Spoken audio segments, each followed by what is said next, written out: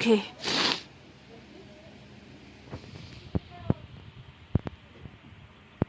For that, let's just see if we clean the you know.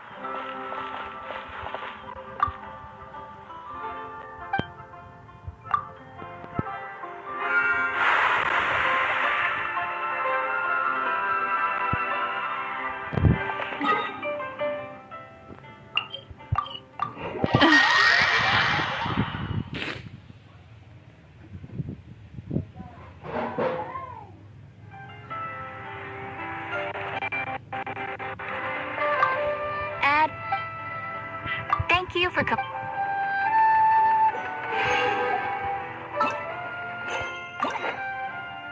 It's time! Alright, here it goes. The Clorinde story quest, Silent Night.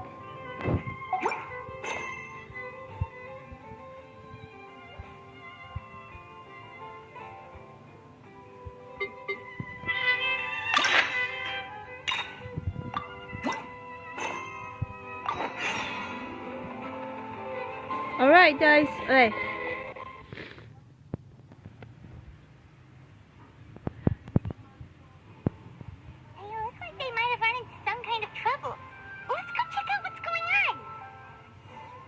Okay, alright, before the start, hello everybody, it's me, Princess Angel here, and welcome to another video. So today guys, today is the day after beginning some need some more time to move on for the Argent quest earlier. It's called bedtime story earlier. Today we're gonna do Clorinde story quest. Right, it's called Silent Night though. Clorinde story quest, Silent Night, and I can't wait to do that for. Yeah, I can't wait to do that for story quest. So, because I was still processing for the thinking about the siblings, like the reunion and conversation with each other, since earlier we're gonna do Argent quest earlier. So, good thing it's like a few more minutes and then it's time to move on and again do the story quest because yeah. So we're gonna do story quest for Clorinde, and this is the brand new one. So before we get started guys, I hope you guys enjoy this video, like it, to subscribe to my channel, click the bell button, enjoy videos and stuff like that. To me, the basic follow me to Instagram, TikTok, and anyone else. So let's get to it. Let's just be ready. So let's get to it for Clorinde Navia's doing.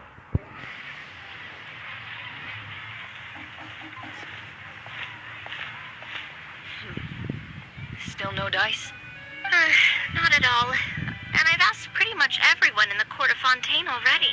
Lynette's ears drooped as soon as she heard that we'd have to be out and about for days on end. And Fremine, he hid himself under his helmet as soon as he realized there'd be people around that he didn't know. What about Chiori and Charlotte? I feel like both of them would be more than up to it. I've asked them already. They're both pretty busy right now. I just gave the members of the Spina a few days off, too, so I don't want to bother them either. This is getting pretty difficult. Nadia! Clorinde! What's up? Oh, my. Well, if it isn't my dear partners. How are you all doing? Huh. Navia? Huh? Oh, you mean... Yep, this is our chance. Oh, what are you trying to do? Do you need our help with something? Oh, precisely.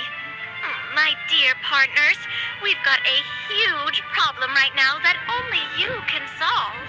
Whoa, for real? Absolutely. We've already exhausted all our other options. What kind of problem? Traveler, Paimon, would you join us and play Mara Shosei Hunter Judgment Day? Mara Shosei what now? It's a new game script by the Tabletop Troupe, a local roleplay adventure club. Ever heard of the Tabletop Troupe? They put out games that allow you to A participate roleplay? in a story and roleplay characters with your friends. Oh, I've loved their stuff ever since I was a kid. That sounds super interesting. Clorinde and I are both veteran members of the club. Recently, someone came up with a new script and was looking for people to help playtest it for them. And when they asked, of course I couldn't refuse. I mean, come on. A brand new script? Nobody has ever played it before. Generally speaking, scripts at that level of development have a lot of issues, but I think this one is pretty solid. The author obviously put a lot of work into the story, and the world building is also quite credible. Whoa, whoa, whoa. I know I was the one that handed you the script, but some of us haven't read it yet. No spoilers, please. Anyway, the script calls for a team of 4. Ah, yes. We're missing one final player right now. We were right. That is a big problem. So, you're saying you'll help us out? I knew I could count on you, partner. Paimon and the Traveler are kind of a package deal. Is that okay? That's not a problem. I'll adjust the pace based on the actual number of players and ensure that everyone has a good time. Well, Traveler, what do you think? Wanna play? Paimon will follow your lead. I always help the friend in need. Well, that solves our problem. You have our thanks. Woohoo! I'll go grab the script manager from the club right away. The script manager? Didn't you just say that you gave Clorinde the script? The club introduced a completely new kind of gameplay for the script. In this iteration, the Game Master's version of the script is incomplete. The script manager provides the next part of the script only after players have completed the current list of objectives. On top of that, in order to increase player immersion, the club has created some of the story's sets and scenes in real life.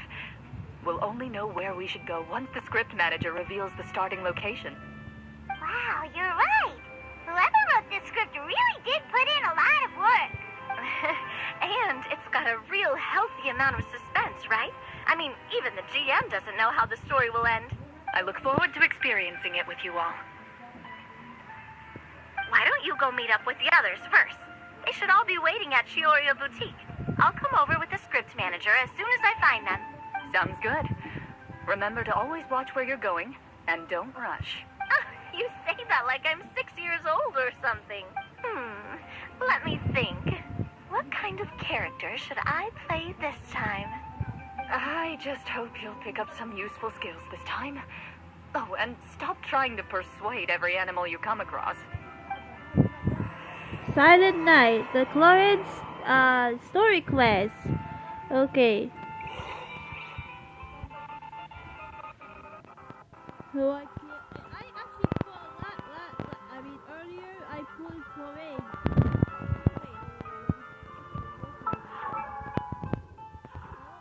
I got her from the first pool.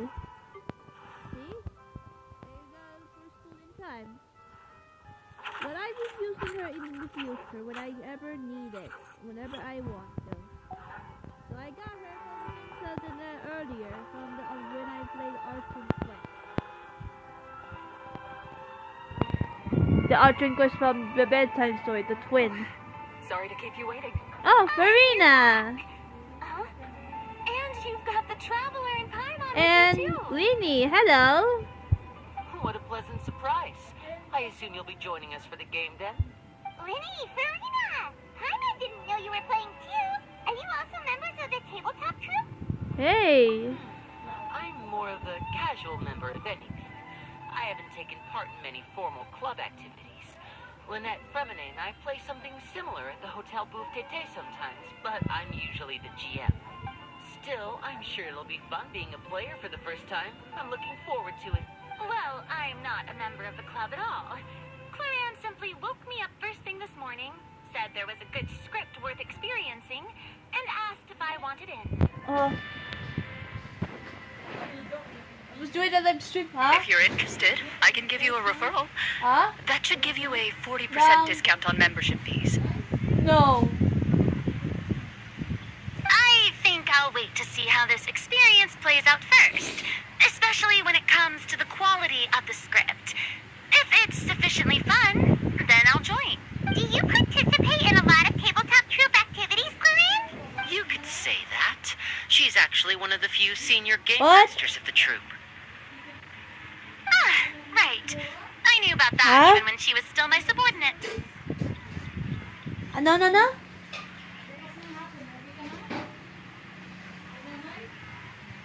Oh, it's Kunin ko siya ng scrapbook really bukas. just a small hobby of mine. Oh. Tapos Cleveland siguro, ha?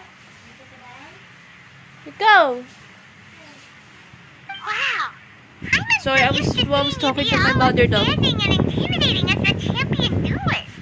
It's kind of hard to imagine you role-playing with a bunch of friends. So if we have a problem with any of the rules, Surely you jest. I would never intentionally make things difficult for my players. I maintain a clear boundary between my professional and personal lives. The me you see at court represents the law and order of Fontaine. I put all personal feelings to the side and grant a fair duel to all who Paano seek to driver defend their pa? honor. Ma, But in my Driver. personal life, I'm just an ordinary Driver. person. Someone who feels Driver. anger and sadness. Just like everyone else. driver! I said driver! Driver! Oh, okay. Well, you say that, but for all the time I've known you, I don't think I've ever seen you cry. I've seen you get angry, sure, but now I'm wondering whether you were actually mad or if it just looked that way from the outside. I was probably in work mode during those times. Is that so? Well, in any case, I just feel like even in your personal life, you don't get emotional very often. So you want to see me cry? That might be a little difficult. A show of anger, though, that might be something I could accomplish. No, that's not what I meant. Dalawa lang, naman mamaya gabi. Ha? Kasi nagutom ako eh. Ah, I'm back. Here, allow me to introduce you to the script manager, Mr. Florian. Pleasure to meet you all. Hello. Wait, are you a champion duelist too, Mr. Florian?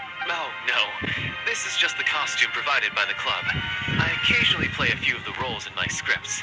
That sounds like a lot of work. It's nothing. It's the least we can do to give the players a more immersive experience. Ma!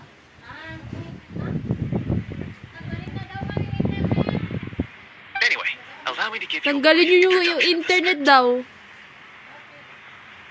This script was adapted from the real history of the Marashose hunters. You all will play the role of hunters from a bygone era and resolve a series of events unfolding in the capital. Paimon's not super familiar with the history of the Marashose hunters. Is that a problem?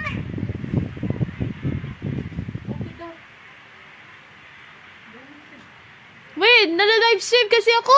Oh, no problem at all. I can give you a brief rundown.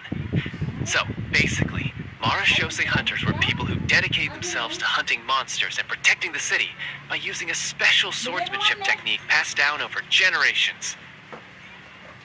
Their story can be traced back to the ancient Remurian dynasty, as well as the first hunter, Cassiodor. But I'll leave the finer details for you to seek out and discover later. And I'll provide additional commentary as the story progresses. In that case, brave hunters, are you ready to set out on an unknown adventure? Whoa, just one sentence and it's like we're in the story already. Aha, I see many a determined gaze before me. Very well, head over to this location and begin your heroic journey. So, as we follow the story, it leads us to specific scenes? Ooh, sounds pretty innovative. What does the message in the envelope say? It's the exact location of the scene, as well as the formal permission to use the venue. Huh, seems like they have everything prepared. Please check all your belongings, everyone, and make sure you haven't forgotten anything.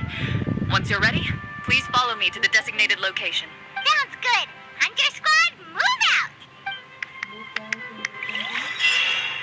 Let's go. Okay.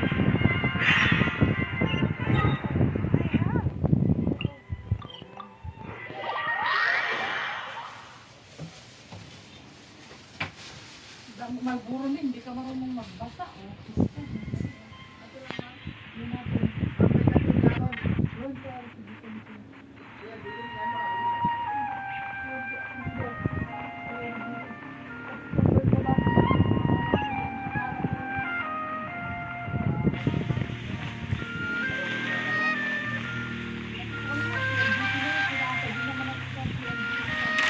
Oh, shoot. Okay.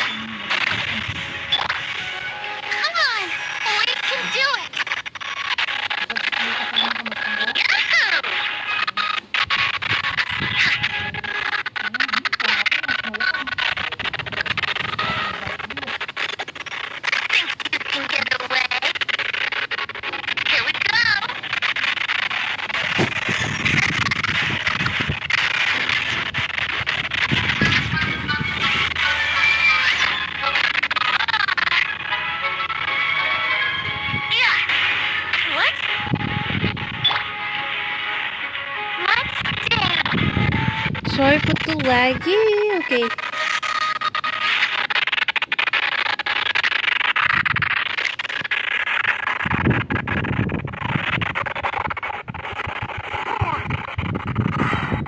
Evil conquering. Worthless.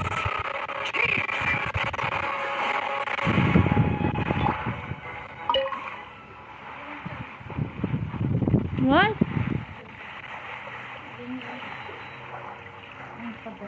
Hmm.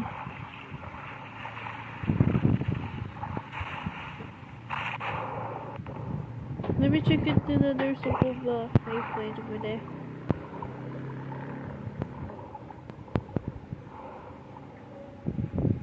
Okay, there's not. Okay.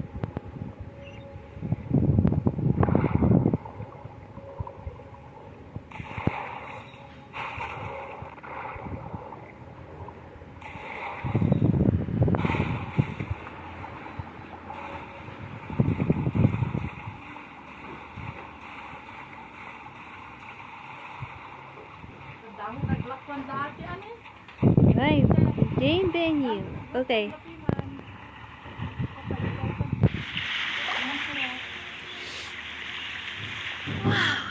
They really have thought of everything. Even the fatometer is here and ready to go for us. The fatometer? What's that? It's a card that's used to determine action success or failure. We'll need to use it when we try to use certain skills. And what about all the dessert and tea? Is that for us as well? That's what the message said. Oh, really? That's so nice. It feels just like a tea party with friends. Those snacks have Paimon's name written all over them. I think you might be more of a snack hunter than a Marashose hunter, Paimon. Snack hunter Paimon reported for duty. If there are delicious snacks to be found, Paimon will track down every last one. The desserts are great. But I'm still looking forward to the story more than anything. Very fair. Then, let us begin. First, please pick up the blank character cards in front of you and write down your name and profession. You can find an abbreviated version of the rules printed on the back of your character card. If you have any questions, feel free to ask me. In this story, everyone is a Marashose hunter. To reflect this, the club has prepared a small badge for everyone. Ooh, nice. Ooh, okay. As hunters, you have proficiency in swordsmanship and fighting by default, so there's no need to allocate any additional skill points to those areas. Swordsmanship? So there's a fighting part to all this? Paimon's not sure she can do all that on her own. Maybe Paimon can just stick with you? Why don't you share a character card then? The traveler will be the Marashose hunter, and you can be her little floating assistant. Huh. Kinda like in real life. So, for the name, do I fill it out with the name of my character? Yep. It can be any name you like. You can use your real name too if you want. I do that whenever I get too lazy to think of a new name. Oh, so it would be Like a roleplay. like experiencing a different life, but still as yourself. That's not a bad idea. In that case, I think I'll continue to use the name Linny then. Next up is the skill sheet. You have a limited amount of skill points that you can use to learn a number of skills. The more points you invest in a particular skill, the easier it will be to pass associated checks. I'll take persuasion and investigation. Those are must-haves when it comes to missions like these. Oh, those skills sound like they'd be useful for gathering intelligence. Good idea, Navia. Just as expected of a veteran player. So, should we also take those skills then? Not necessarily.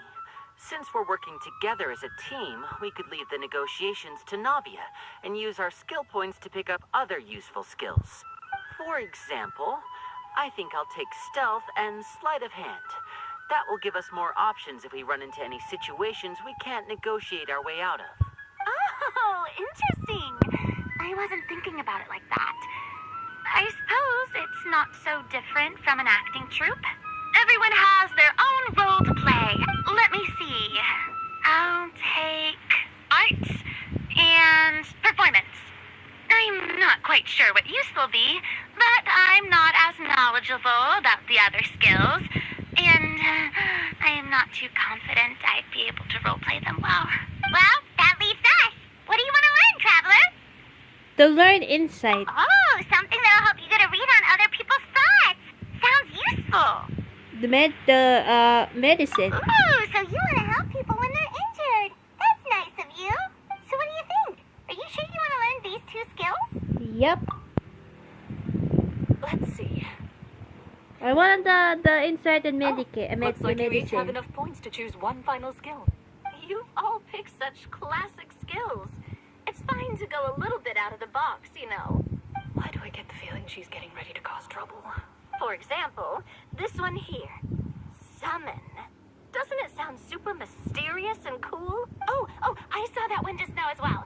The description says, this skill can be used under certain circumstances to summon characters or creatures that fit the script's world-building rules. The script's world-building rules. But how are we supposed to know what a Marashose hunter can summon? Oh, that's not for us to worry about, my friend. Just learn the skills that interest you, and the GM will take care of the rest. All right, you've convinced Paimon. Let's learn Summon then. Paimon can't wait to see what kind of thing shows up. Well, now that everyone's more or less finished creating their characters, we can begin. Since two of our players are doing this for the first time, though, let me ask, would you like to play on easy mode or authentic mode? Easy mode and authentic mode. Well, unless they will decide first for me. What's the difference between the two? Well, in role-playing games, the story sometimes changes It's like other based on the games. decisions of the players and the results of the Fatometer. Yeah, it just sounds like fun when I like to roleplay with some friends, but I'm not excited about it. So because I will go to my friends since first sem, done at the second sem though, but it's kind of like a more fun to roleplay since then I was spending time with each other. For example, if you fail a check, that means you cannot use the target skill in that scenario. A critical failure may even result in further negative consequences. If you choose to play in authentic mode, every time you elect to use a skill, you'll need to use the Fatometer to see whether you succeed or fail, and face any consequences that may follow. If you choose easy mode instead, every check will be successful by default, and you won't have to worry about luck playing a factor. Okay, that makes sense. Oh no! Okay. It's like a memory card. Okay. The random check triggered by the front of my order says it's registered for destiny course of the success or failure of the actions. Please draw the card randomly between 1 and 12. It just reminds me of Mario Party 9 from the mini game. It's called card. The game with the card with the like highest of the card though. It's something like that. If the number disputed there's a required to check it, you will pass the check. Otherwise, you failed it. Oh, this is making me nervous. Oh my god, this is really nervous. Okay, the random check triggered by the phenomenon of the serve indicators the destiny course of the success or failure of the actions. Press the draw card of a random number between 1 to 20 if the number displays a greater than or equal. You mean the highest? Or lower? No, it's the highest though, because the greater. Less than it means lower maybe? Yeah, that's what I was saying. Okay, the check difficulty. You will pass the check, otherwise you fail it. Players role-playing and since the stories can sometimes affect the result of checks, your courage checks bonuses will be added to your randomly drawn number. Make it easy to pass checks. In easy mode, all checks are considered successful by default. Okay, I'm nervous though about it. The story, I suppose I should pick easy mode. I'd feel bad if I brought the team down by failing my checks. Huh? Oh, come on. Don't worry about that. RNG is the lifeblood of role-playing games. I'm going with authentic mode for sure. Never knowing what you might Okay, have to Farina is easy overcome. mode and Navia is authentic sound mode. Okay. I'd rather be mentally prepared for what might happen. Alright, then I'll mark down Farina for easy mode. All her checks will be successful by default. As usual, Navia and Linny will play on authentic mode. What about you, dear partner? How would you like to play? Oh. Well, Farina is like easy mode, and then Navia and Lini are authentic mode. So I don't want Farina to get along with this, so I decided to be with her. So I will choose. It made me nervous. Come on. Okay. Yeah, I like to pick easy mode for a second. Are you sure? Yep, I'm sure. No need to worry about the pesky fatometer. Pretty good choice if you just want to relax and play the game. Sometimes I feel nervous, Nini, but okay. Honestly, I don't think Clorinde would make things Too difficult for us, no matter what the fatometer says. Isn't that right, Clorinde? No promises. That wasn't super reassuring. Well, anyway, enough talk. Let's get started. I want to experience at least a good chunk of the story today. Speaking of the story, why is the beginning scene on a beach? Well, that's because a long time ago, back when human civilization Oh, was that's the still in roleplay. its Okay. infancy, powerful demons and evil sorcerers ruled over the land. They created a host of monsters. My God, I love and that. It's sent just like them from to the other slaughter all games, humans in like where it's existence. like the other role-playing games. Soon, a group of human rebels banded together.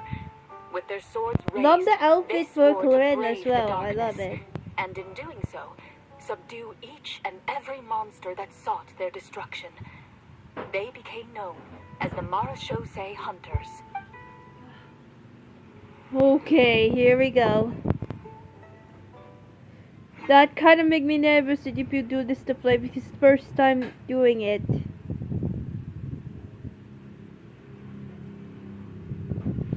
Okay. Nalinis ako kanina, like punasan ako kanina. Ay, pagpagin mo dyan, oh, ang dumi, oh.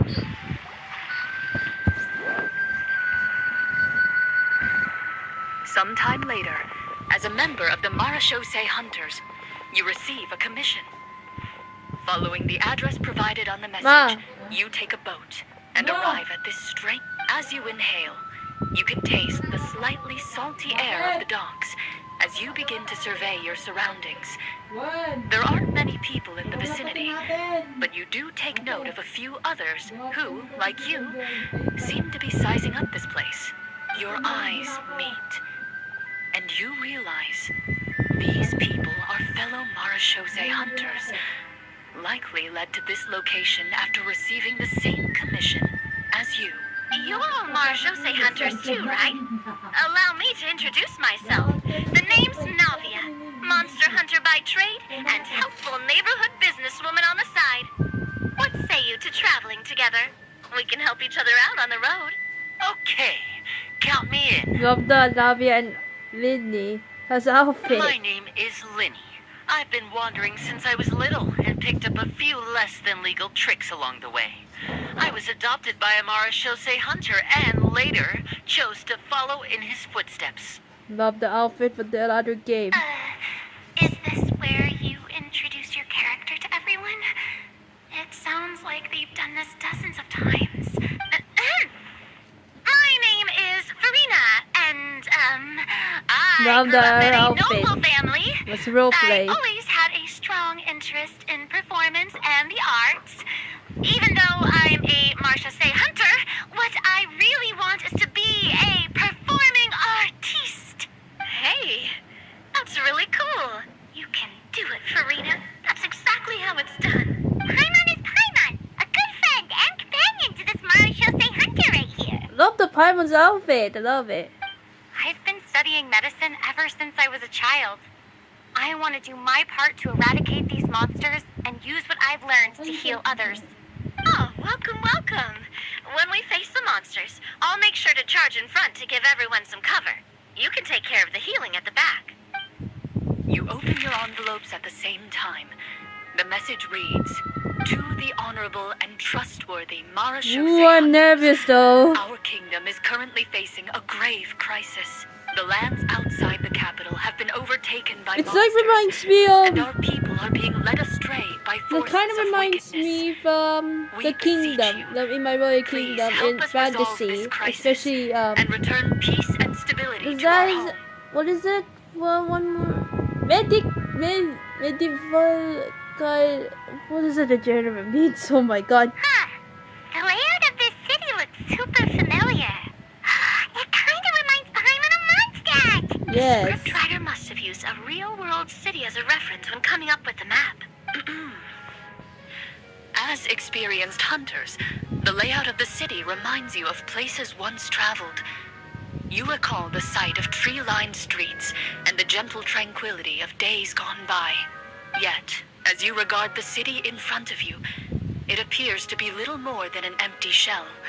Its hollow gates are open to you, beckoning you to come forth and bring salvation back to the town. I carefully read every line of the letter and turn my attention to the signatures at the bottom. Who issued this commission to us? You see a long string of unfamiliar names. It would seem that many of the residents of the city issued this commission together. They sensed that things were not right within the kingdom and sent a distress signal to the outside world.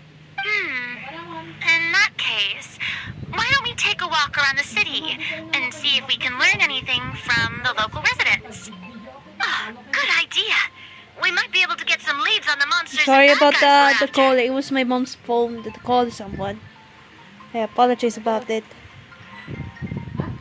You look up and see a tavern nearby. It appears to be open for the day. Why don't we go check out that tavern? If the novels I've read are anything to go by, taverns are usually full of information.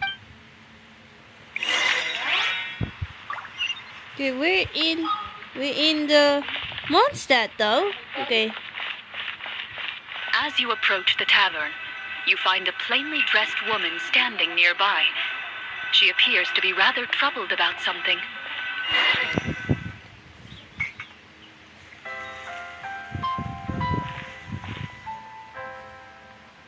Greetings, friend. Lovely weather we're having today, don't you think? Oh, hello. I suppose you're right. The weather today is quite lovely. If only those monsters out there would stop causing trouble. It seems like every character included in the script has a certain amount of useful information to offer. If we keep asking questions, we might be able to get some good leads.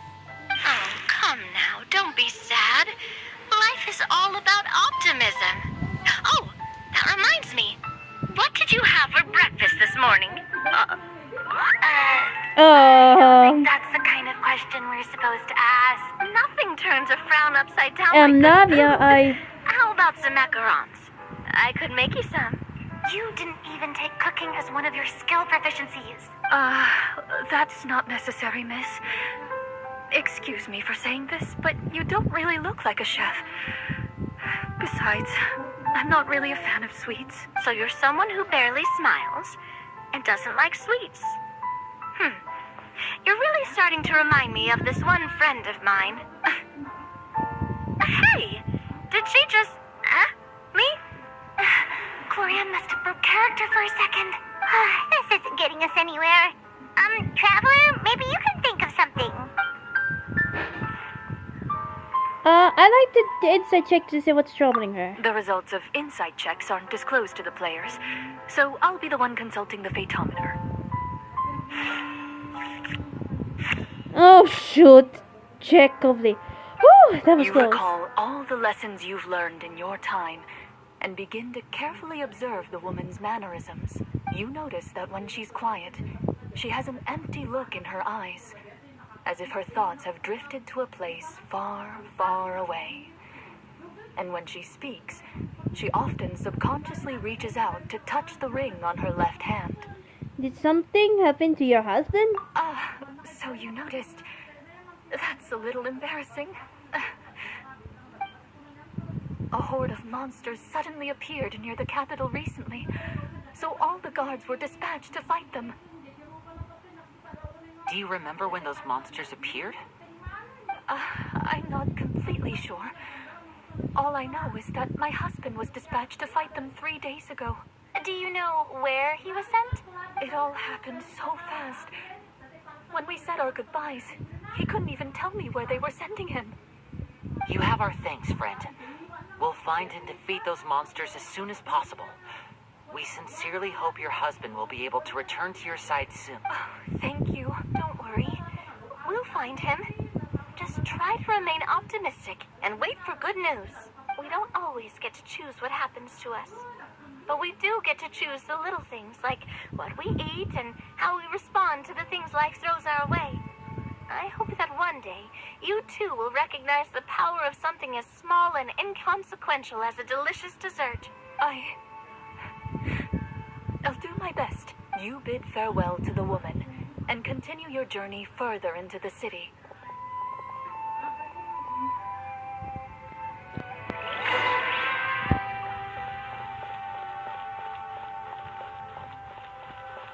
As you venture further into the city, the streets appear largely empty. An elderly woman walks past. You see her shake her head as she puts away her wrinkled wallet. A nearby merchant folds his arms and gives you a disdainful look. You get the impression that he's someone who has long gotten used to the sight before him.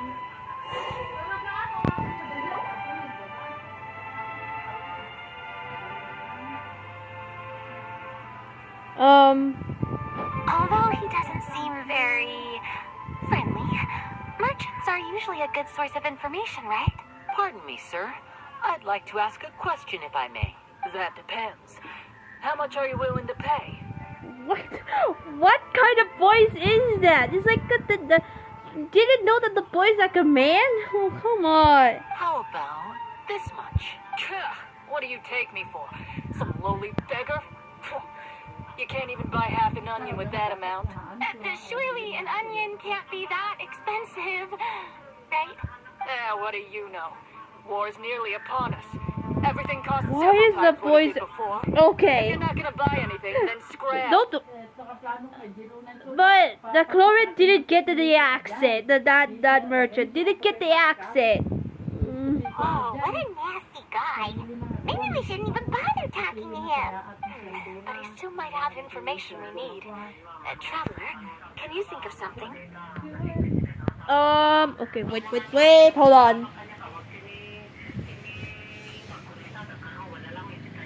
on.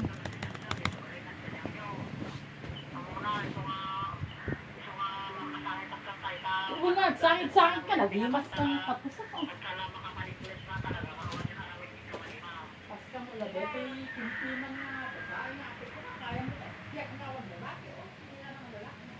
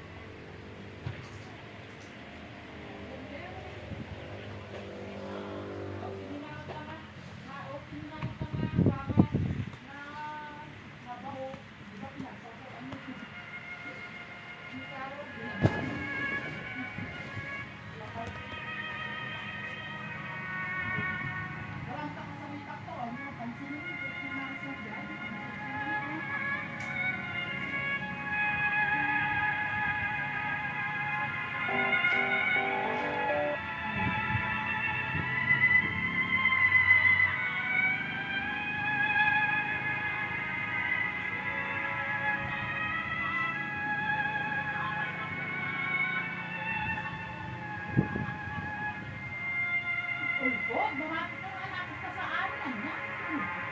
Pinama ng beja, ano mo kamuna mo nasabitin, ano na pa yung tumawag mo, madati bagana. Parang istorya, wasin na lang agad. Ulbog na lang kayo. Mal. Konektado ka sa rinam pa. Okay, I decided to choose. Farina, let's do this. Put the performance. Performance? I've never played a role-playing game like this before, but even I can tell that suggestion is pretty far-fetched. Is a performance check really going to help here? Alright. I hope this works. By the harbor's grace, a lone boat lies in rest. Let the moon give chase, for here begins our quest. Please be work. In the dark of shadow, our heroes seek to find where creatures born of evil weave their grand design. Blocked the road does stand, such is our hunter's plight. Yet with sword and courage in hand, they march forth to pierce the night.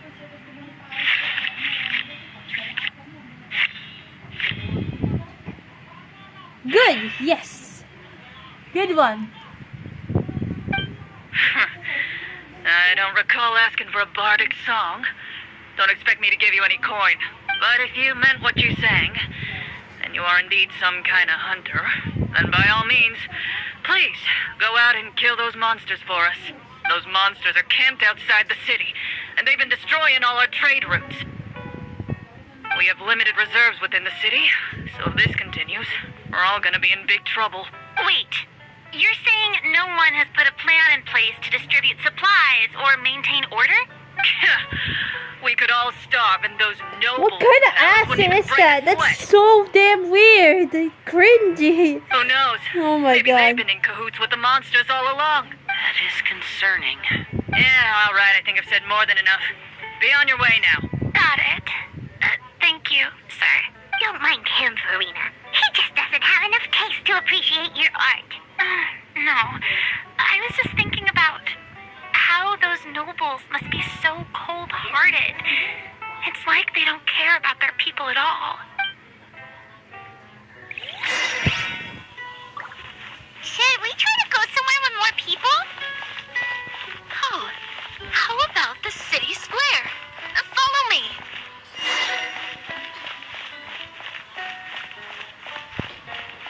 We in the monster after all, huh? Before you lies the city's central square. You see a man with a slightly anxious look on his face, pacing back and forth, his head hanging low. He doesn't seem to notice your approach. Still immersed in his own thoughts, he shakes his head and lets out a long sigh. This guy seems promising enough. Maybe I can get some information out of him. Hello, sir. Is there anything I can do to help you? Wait, you're... I'm... Oh, dear goodness! You're a Marashose hunter! What kind of an accent is that? Is it you? What is it? You recognize us? Ah, are you one of the people who... Wait, hold on. Let me Genshin just try letter? to get the voice right now. Yes, yes! Oh, I didn't expect you to actually come! Oh, what great news! The city is saved! What kind of accent is that? What kind of accent is that? Like, are you supposed to not get an accent a minute? No, it's like that. It was supposed to say that. Yes. I didn't. I didn't expect you to actually come. Oh, what a great news! The city's. Oh my God! What the hell? What happened here? But I don't need an accent after all. Alas, we once lived comfortable, carefree This is so lives. cringy. This city used to be free of monsters. The first Marashose hunter, Casiodor, the Golden Hunter, he was the one who drove them back. However, monsters have once again surrounded the city. Perhaps the seal that kept them at bay has lost its power. Or perhaps an evil sorcerer has been meddling in our affairs. All I know for sure is that their return has stripped the city of any chance at peace. Are there not enough soldiers to drive? It's not a question of numbers. The guards simply have no idea how to deal with them. Most people my age have never even seen one of the monsters, much less been trained to fight against them.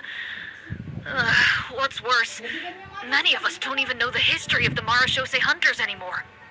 When I was a child, though, my grandfather would tell me stories about how the Marashose hunters drove back the monsters.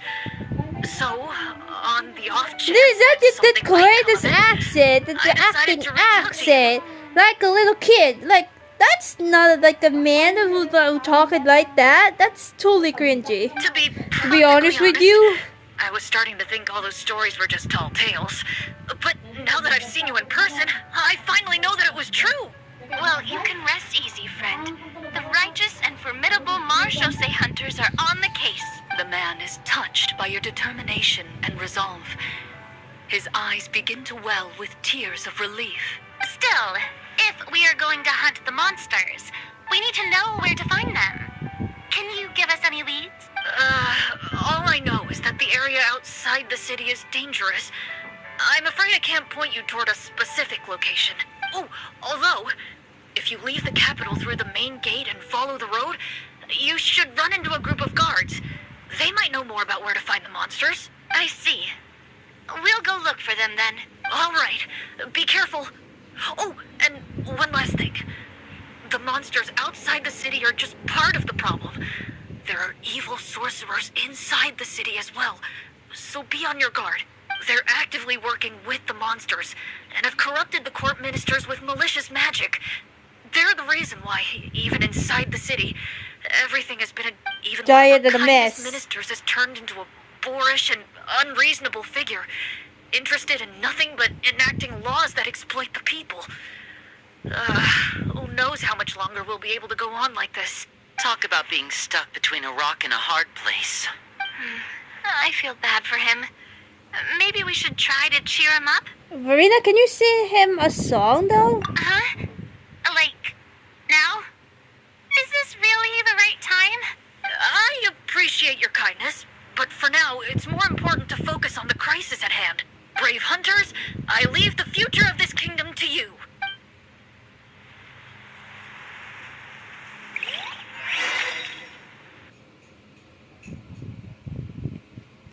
It's over, ba? It is totally over? Let's see. Let's see though.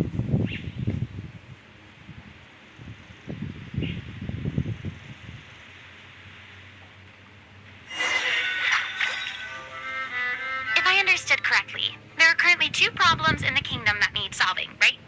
Exactly. We need to defeat the monsters outside the city and take down Yep, the it's evil over. sorcerer Do you think stirring it's up over? trouble from within. Or we're just a meeting, well, they will be right back. But which problem should we tackle first? Well, this seems like a good moment for a break. Take some time and discuss what you want to do. Oh, you Let say me know taking when a you've made break. your decision. Okay, we're taking a break for this. I really didn't expect the people in the city to keep us at arm's length like that. I totally thought the hunters would be treated like heroes. Well, Clorinde said the script took cues from the real history of Fontaine, right? Maybe the real-life Marashose hunters were also treated like that. I wouldn't say it's a perfect representation of history, but there are definitely some similarities. Would you like to hear more about it? Sure. As long as it doesn't spoil anything in the script. You brought up bits and pieces of the hunters' history before, but it was all in passing. Paimon wants to know too. The hunters were super powerful, right? Were they all from a special line of supernatural beings or something? Kind of like the yokai in Inazuma? No. All Marashose hunters were ordinary mortal fighters. The only thing that set them apart were the special sword techniques passed down over the centuries. Huh? So you mean anyone could become a Marashose hunter? In theory, yes. All you would need to do is survive the rigorous training and master the swordsmanship techniques required to fight the monsters. Still, most people dropped out at the early stages, and others called it quits the minute they saw a monster in person. To become a hunter, you must be strong in both body and mind. What kind of monsters did the hunters fight exactly? Oh, and the evil sorcerer the script mentions. Did they exist in real life to? The land of Fontaine once played host to an ancient dynasty known as Remuria. After that dynasty fell, monsters began to appear, intent on obstructing humans from establishing a new social order. One of the ancient sorcerers of Remuria used his power to assemble a formidable army of golems. He sought to use that force to establish himself as king. Now, wait a second. Don't tell me that guy was the inspiration for the evil sorcerer in the script. We still haven't found any in-game information on him yet. So, why don't you talk about someone else for now? Well, I wasn't planning on going into anything you might be able to find out in the game. But if you want me to talk about something else, then... how about Casiodor, the Golden Hunter? Or Egeria, the ex-Hydro Archon? Wait, but those people are all from a super long time ago. Where did you learn all this, Clorinde? From my master. Huh. By master, you mean Miss Petronia? Someone you know? Absolutely. Miss Petronia and my father were good friends. Back in the day, she would often bring Clorinde over to play, but then... let's not get off topic. Anyway, back to what I was saying. Responding to Egeria's call, a number of warriors followed Casiodor into battle against the monsters. This group of warriors, under Casiodor's leadership, became known as the Marechaussee Hunters. Yet, as Fontaine entered an era of peace, their work gradually became obsolete. The Marechaussee Phantom, originally an association made up of hunters, eventually came to be predominantly comprised of Melusines. Ah, I see. That explains why most of the people in the script have forgotten the hunters or think of them as nothing more than a legend. Is that really a bad thing, though? It can get tough always being the one shouldering everyone's expectations. Depends on who you ask, I suppose. If the name of the organization no longer commands respect, investigative work is bound to suffer. Speaking of investigations, which problem should we tackle first? Monsters or evil sorcerer? I vote monsters. That's the main duty of the hunters, right? We can come back to the sorcerer later. Well said, Miss Farina. Plus, if the sorcerers really are the masterminds behind this whole thing, defeating the monsters could give us some clues on their intentions as well. What about you, partner? What do you think? Vote monsters first before that. It's decided then. All right. After some discussion, you decide to turn around and head out of the city. Okay, let's head back to the roleplay. Okay.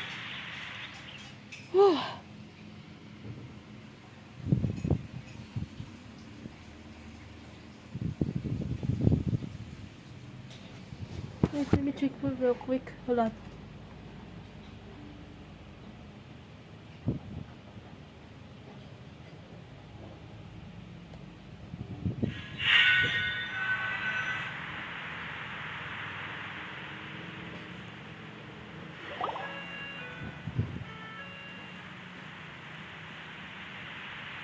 Let's take a look around, like that guy said.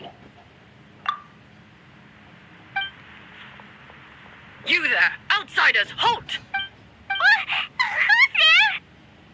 An armored man approaches you. He has a tall, muscular build and a determined expression in his eyes. Just one look, and you can tell he's fought in his fair share of battles. Although he's trying his best to conceal his current state, his uneven gait and the sweat dripping down his forehead make it obvious that he's been wounded and is in serious pain. I'm the captain of the guard. I saw you sneaking around the city earlier, so I'll only ask this once. State your purpose, or it's off to the dungeons for the lot of you. Wow, it's been a while since someone's been this suspicious of us. I said talk, not whisper between yourselves. Have you ever heard of the Marechaussee Hunters? Marechaussee Hunters? Ha! That fairy tale, you mean? What, do you expect me to believe you're one of them?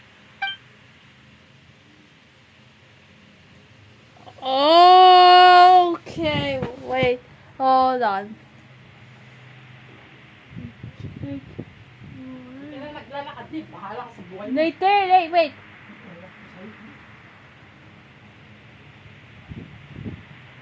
Wala nang lakad-lakad niya. Sige. Nalakad ako kanina. Kanina pa yun. So I was talking to Mom, but that kind of embarrassment if the live stream was on. Pag na sinabi na yun. What? The live stream, pag na sinabi mo yun.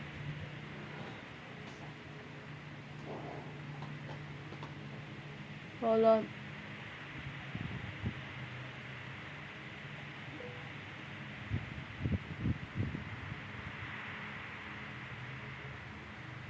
Let's see.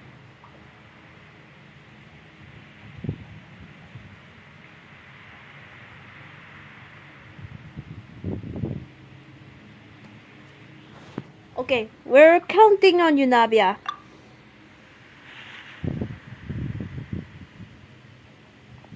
Sir, we were indeed in the city earlier, but our purpose was only to gather information on the monsters.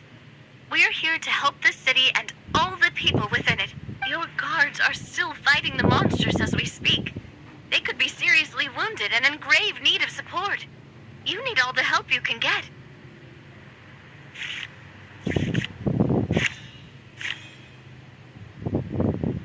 Yes, right. Whew. The man regards you with doubt and concern. After a period of inner struggle, he lets out a long sigh and informs you of the locations where the monsters have appeared. Those monsters aren't easy to deal with, but if you insist on going, I won't stop you either. I just hope all the guards will be able to come back to their families alive. I wish you the best of luck.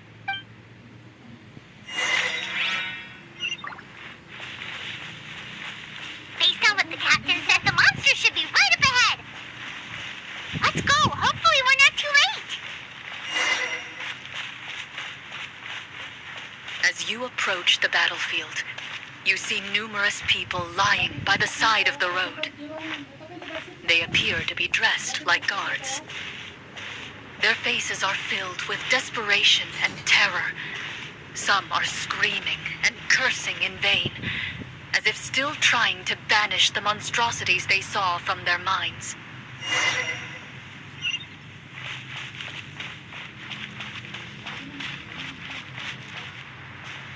A few of the wounded look up at you in shock and disbelief. Quick, leave this place. Turn around and don't look back, they yell.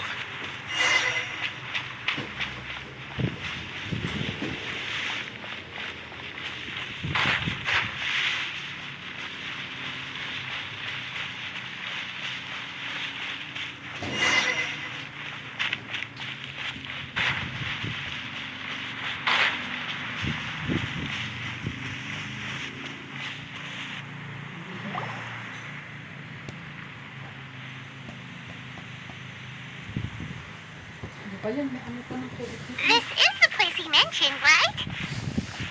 You see broken iron swords scattered all around you, and downed trees riddled with terrifying claw marks. All the signs point to one thing. A truly devastating battle just took place here. Be on your guard, everyone. The monsters might still be around. Before you can finish your sentence, you hear rustling sounds from the surrounding bushes. The monsters There he have is. emerged. They close in on you without fear. You get the impression that, in their bloodthirsty eyes, you're just another meal for them to devour. A little help here. This thing wants to eat mine. Your battle round begins now. Make a cup of check. Is this? Oh, come on.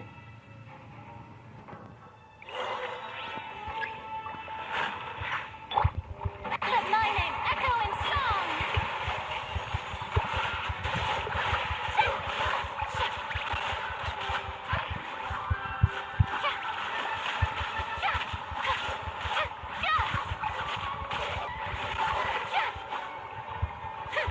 The next battle round begins now. May I present? Bombs away! Water jet!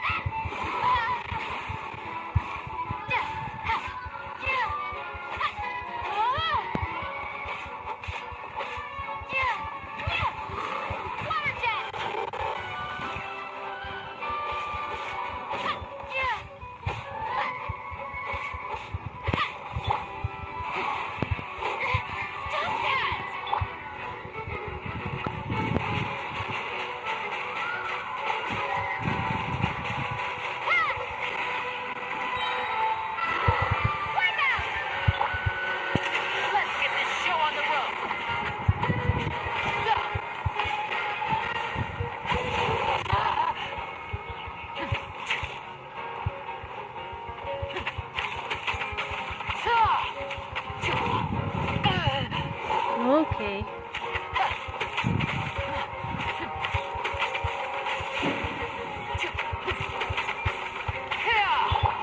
The show begins.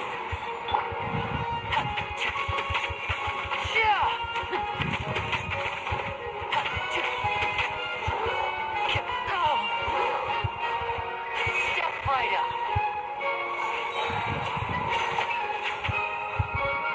A round of applause. Nice. The monsters let out a terrifying roar of anger and resentment before dissipating into thin air. Oh, thank goodness it's over.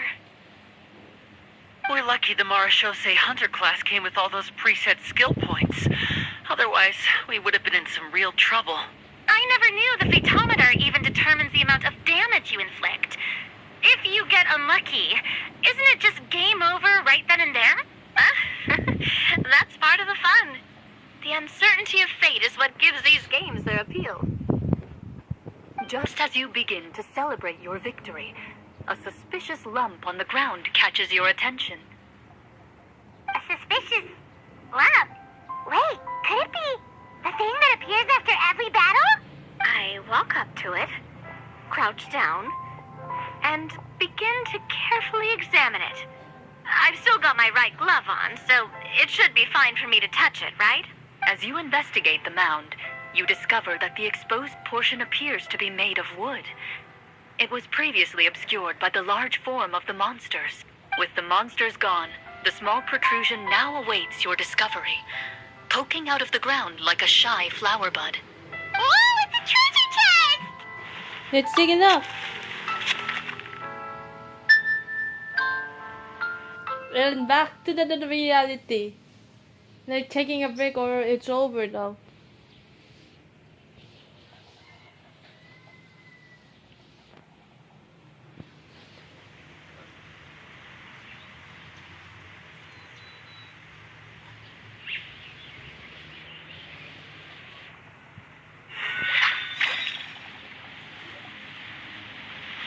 With everyone's help, you successfully excavate the wooden chest from the ground.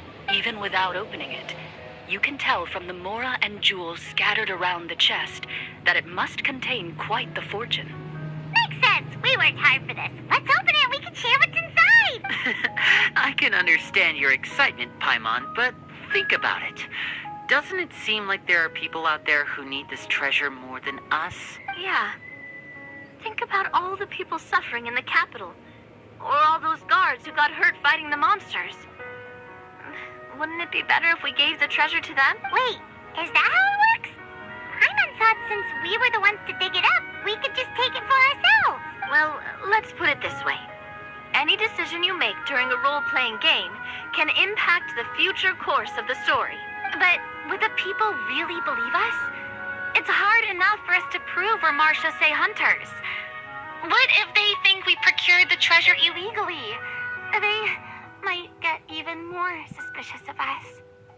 That's definitely something we should consider.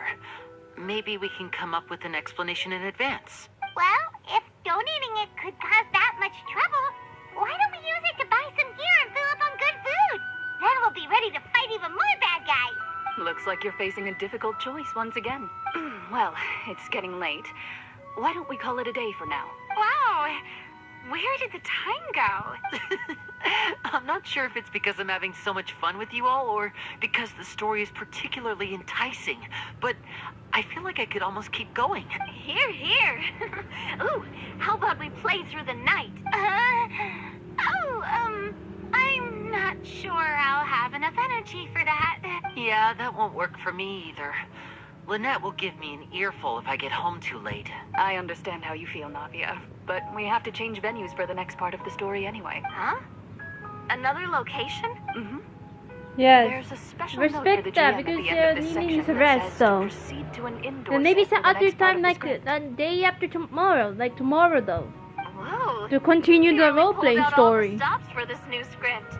Well, even if we end the game for the day, we can still stay a little longer and hear Clorinde finish her story, right? Paimon wants to hear more about the history of the hunters. Something tells me you just want to finish the free desserts before we break for the day. That's just a coincidence, okay? Besides, the Paimon not finishing free food feels even worse than having to buy your own. And anyway, Paimon really does want to hear more about Clorinde's master. Well, If the story doesn't have the happy ending, it's okay to not finish it. It's nothing. I appreciate the concern, but it's all in the past. It won't do any harm to share these things now.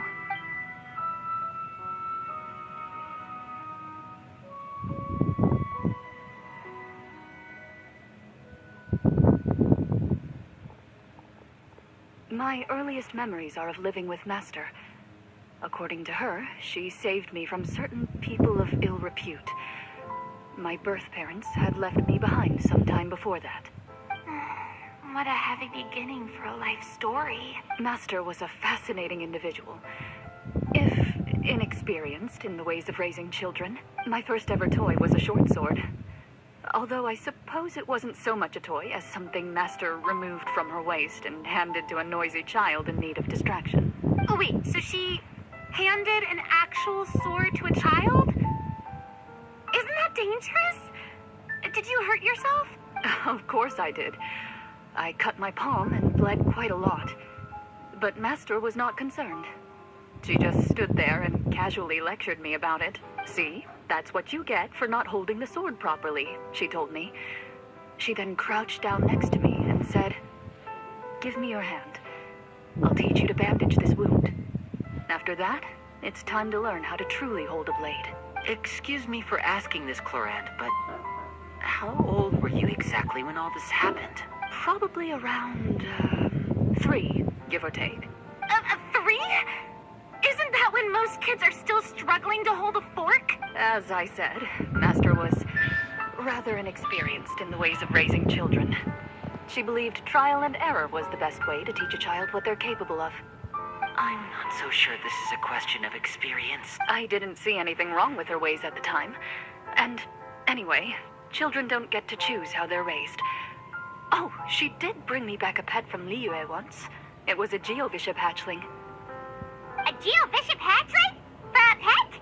That seems even more dangerous. What she said was this: make sure to get along, you two. If you really can't agree on something, just settle it with a fight. Whoever loses is the real pet. And how old were you when this happened? 5. Well, did you win? No, I lost. So you're saying you actually became the Geovishap's pet? Yes, but only for a week. By the end of that week, I defeated it in combat, and we've shared a cordial relationship ever since. That really doesn't sound like the kind of childhood someone should have. Later on, I gradually understood that Master most likely didn't know any other way to raise a child. She was a marechaussee hunter, but I never heard her bring up her own parents. Thanks to her, I learned how to navigate the forest by the age of 6, and could hunt monsters in the wild by myself the year after that. Even though the training she subjected me to was strict, she always made sure to take me traveling when she had the time. We met many of her friends during those days. That was also how I met Mr. Callis and his family. I still remember the first time we met. You were too scared to join our picnic and hid behind Ms. Petronia the whole time. I still hadn't really met many children my age at that time, so I didn't know how to interact with others. After that, though, you started coming over a lot. You loved challenging people to shooting competitions, remember? I don't think many members of the Spina ever beat you in one of those. I had a lot of fun during those days. I enjoyed them too. Oh, do you remember that one time we went exploring around the Spina together? We overheard Papa call your master Fontaine's Protector of Justice. We tried to pretend like we never heard anything, but you nearly let it slip that one time. Protector of Justice? Oh, wait, you mean that vigilante hero from 20 years ago? The one who is always active at night? Yep, that would be her. She often would put on a black cloak and go out at night. I never knew where she went or what she was doing. Until, like Navia said, we overheard the truth from Mr. Callis that night. 20 years ago, huh? I still remember the guards leaving all kinds of witness reports about her on Nervalette's desk. My apologies. Oh, there's no need to apologize. You had nothing to do with it. And anyway, everything she did was for a good cause. Although, calling herself the protector of order was a bit much. Especially when she deliberately operated outside the law. Huh? When did the Protector of Justice become the Protector of Order? Oh, she had a bunch of code names. I heard she would just come up with a name on the spot whenever she was asked. Later on, she probably got sick of answering those questions and decided to stick to just two. The Protector of Justice and the Protector of Order. That sounds like her, all right. I bet she forgot which of the two she'd use by the time she got back each night. Well, she certainly sounds like a fascinating individual. With her strong sense of justice, it's no surprise her student followed in her footsteps. It's true. I always wanted to become like her. Someone powerful, independent, and with a strong sense of conviction. But But what? she suddenly disappeared the night I turned 10 years old. Disappeared? What happened? I have no idea. She didn't even leave a note. I was never able to find out where she went. That night, I was celebrating my birthday at Navia's house. But Master never came to pick me up. When I returned home on my own, it was to an empty house. When she still didn't appear after a few days, I went to Mr. Callis's house to ask about her whereabouts. But he only shook his head. Papa probably didn't know either. I know he sent a few people to investigate the matter in secret, but they never found any credible leads. Don't worry, I understand. To be perfectly honest, given Master's personality and way of doing things, it all made a lot of sense. If I had to guess, I'd say she probably used it as an opportunity to force me to become independent. Just like how, when a litter of kittens reaches a certain age, the mother willingly leaves them behind. Were you upset, Clorinde? I was at first, but not anymore.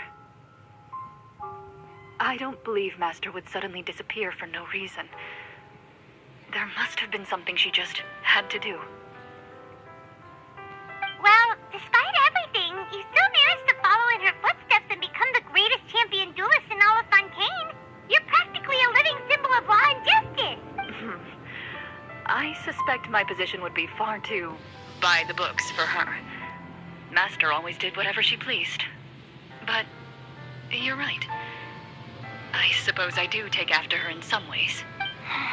Who knew Clorinde had such an interesting past? I never had the chance to ask her about it before. I wonder if Clorinde's master were the champion duelist back then. Would that duel against Mr. Callis have gone differently? Oh no. Judging by the atmosphere, Clorinde and Navia are probably thinking something similar. The mood just got super awkward all of a sudden. Well, anyway. Would you look at the time? It's getting dark, so we should probably call it a day for real this time. If we keep talking like this, we really will be here all night. I had a great time today, Miss Clorinde. Thank you for being our GM. Anytime. The script was good, but I've got to say, your childhood stories were even better. Hey, you should tell us more about that fight against the Geo-Bishop sometime. Maybe your master was onto something. You could be right. What does she mean, onto something? I certainly don't know any 5-year-olds who want to fight a bishop in their spare time. Guess I'll head back as well. I need to save my energy if I want to continue enjoying the story tomorrow. You're that excited to hear about my fight with the bishop? I was talking about the script.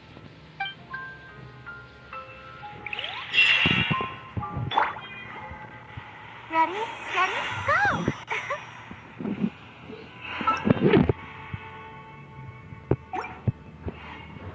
Well, that was I was being quiet the whole time. Wow.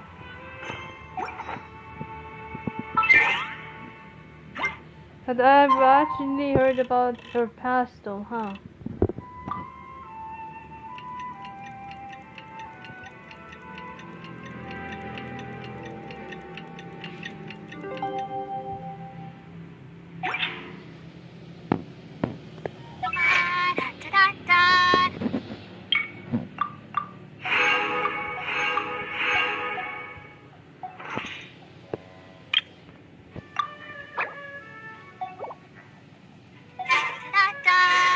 Let's go meet up with the group. Paimon's really looking forward to today's story. Where would they go? Oh, okay.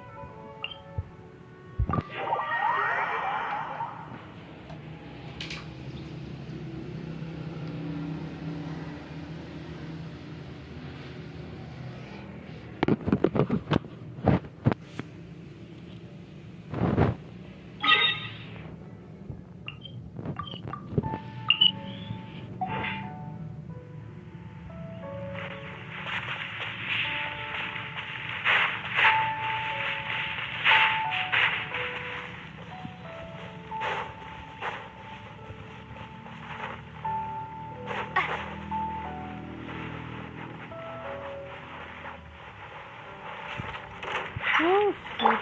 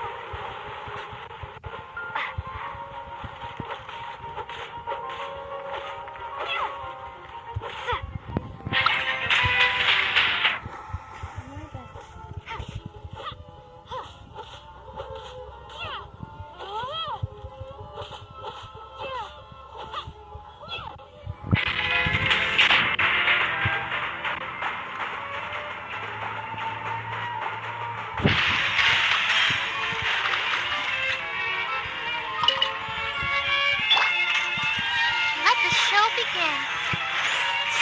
Yeah. Yeah.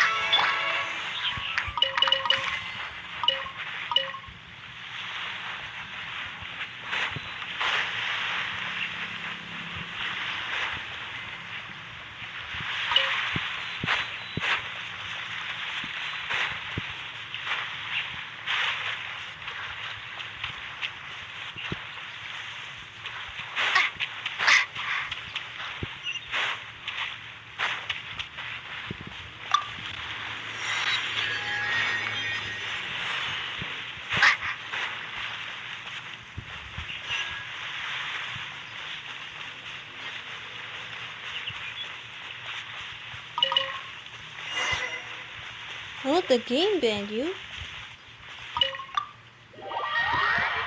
Okay.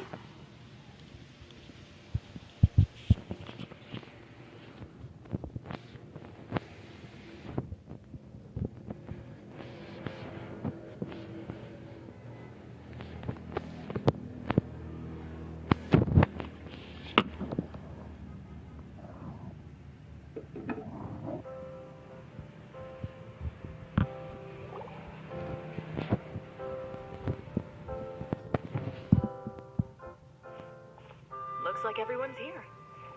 Now, before we begin, why don't we finish where we left off yesterday? There was an important decision to be made, yes? I'll pour everyone a cup of tea. Is that really the most important part, though, Clorinde? Paimon's more concerned about our current surroundings. Heavy walls, cold railings, dim lights. This is obviously supposed to be a prison. I admire the work put into the set. Still, it's obvious the scriptwriter has never paid a visit to the fortress of Meripede. So this sect is going to be a part of the script? Unfortunately, that is something I can neither confirm nor deny. Anyone think Clorinde's style is starting to look kinda scary?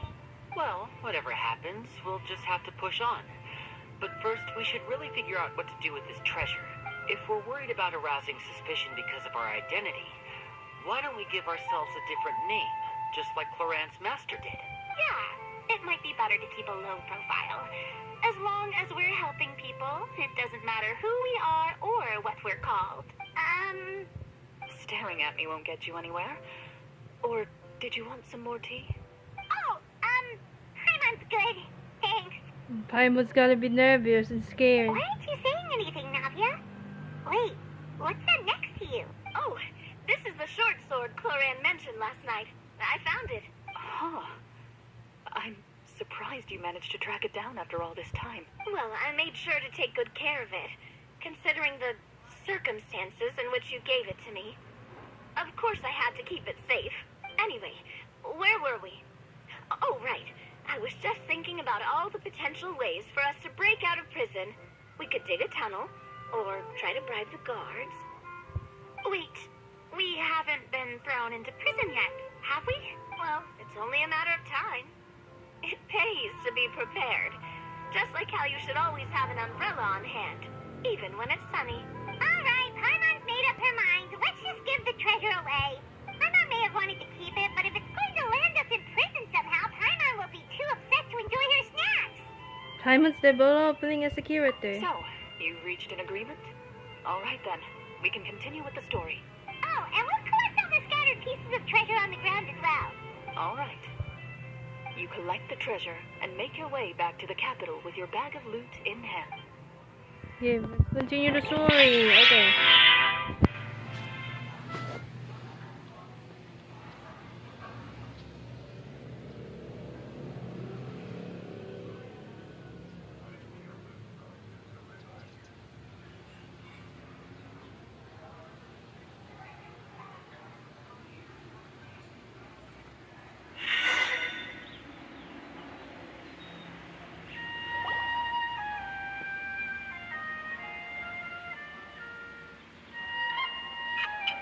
The city is still shrouded in a gloomy, oppressive atmosphere, but your spirits are surprisingly high. In places where sunlight struggles to reach, you generously share your wealth with the children, the elderly, and the poor in urgent need of help. Thank you, kind soul. The elderly woman's look of gratitude follows you as you walk away, her eyes never leaving your back until you move entirely out of sight. However, there's still quite a bit of Mora remaining. It appears you haven't made much progress. She's probably trying to tell us to speed this up. We need to hurry up so we can address the sorcerer problem. Should we go find that man again at the square? He seemed like a pretty responsible guy. I'm sure he knows the people here far better than us. Oh, good idea! Just as you start to make way to the square, intent on finding the man again, there's a voice.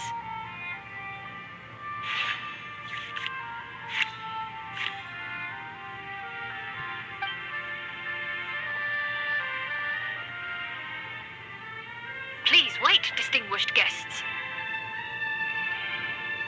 Several strange guards suddenly call out to you. They run forward to meet you and proceed to politely pay their respects. Greetings, gentlemen. Are we being invited for afternoon tea? Surely you jest, my lady. That would not be our place. It is His Excellency the King who requests to meet with you. Imagine Please it's come my with us. father, though. You know, the roleplay in Gacha Club version, to be honest. Let's just imagine for that.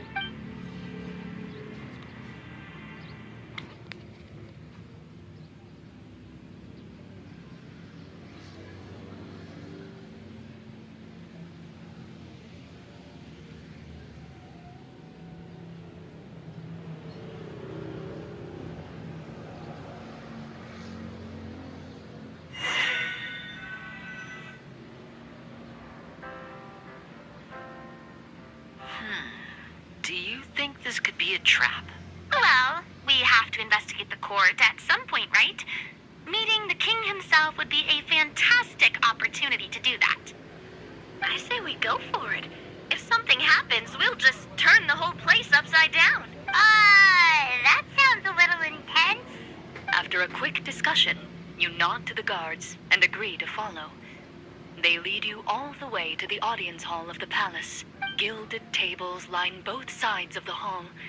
The space itself is adorned with all manner of expensive antiques, glass shelves, and silver candlesticks. The items appear quite ordinary in size and dimension, yet their presence somehow makes the emptiness of the hall feel even more surreal and ominous. Wow, it's so luxurious. The elderly king, clad in a magnificent robe, sits upon the deep crimson throne before you. He wears above his head a majestic crown, with a gemstone the size of a bird's egg set right at the very front. As you observe it, you see a complex pattern of light reflect off its surface. They're here, Your Majesty. A man dressed in dark clothes, likely a minister. I love the role like Clorinde is the queen though. Down to whisper a few She is words the to the king. queen. The words to the king as well. After a moment, he lowers his hands and stands back up. His gaze shifts to fixate on your group, but he does not move from his place at the king's side. The king does not appear entirely aware of his surroundings. The man by his side, though. We should keep a close eye on him. The king remains still and says nothing. The minister is the one who speaks. Esteemed guests, allow me to thank you for coming to our faraway kingdom. Unfortunately, His Majesty the King finds himself quite exhausted from work. So please allow me, his Prime Minister, to welcome you in his stead. I've heard tell that your group, the Marechaussee Hunters, used your exceptional ability with the sword to repel the monsters near the capital. Such a great deed deserves to be rewarded. However, seeing that I was not fortunate enough to observe such a feat with my own eyes, you'll forgive me for seeking to verify the truth by speaking to you myself. Well, we've got nothing to hide. You brought us here to talk, right? So we'll just explain what happened.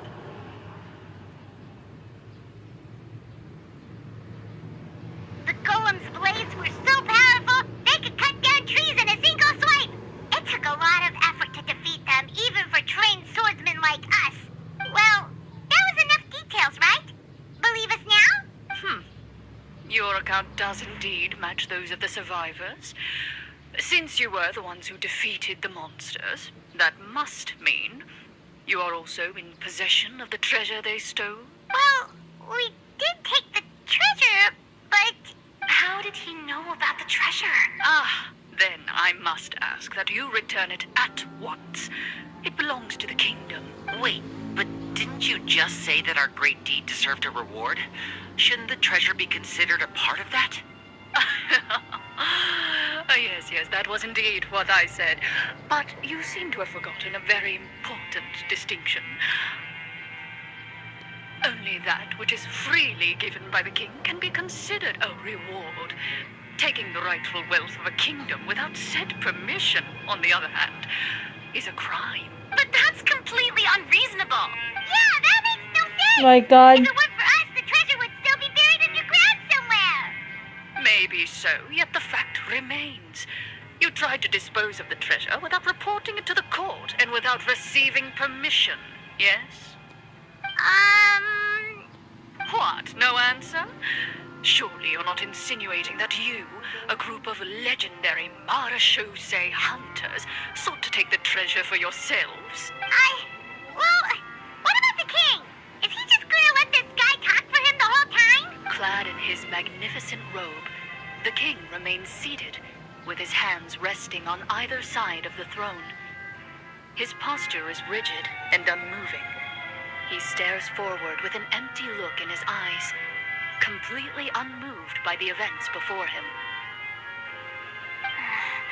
From the look of things, could the Prime Minister be the evil sorcerer? Or could both the King and the Prime Minister have fallen under the evil sorceress control?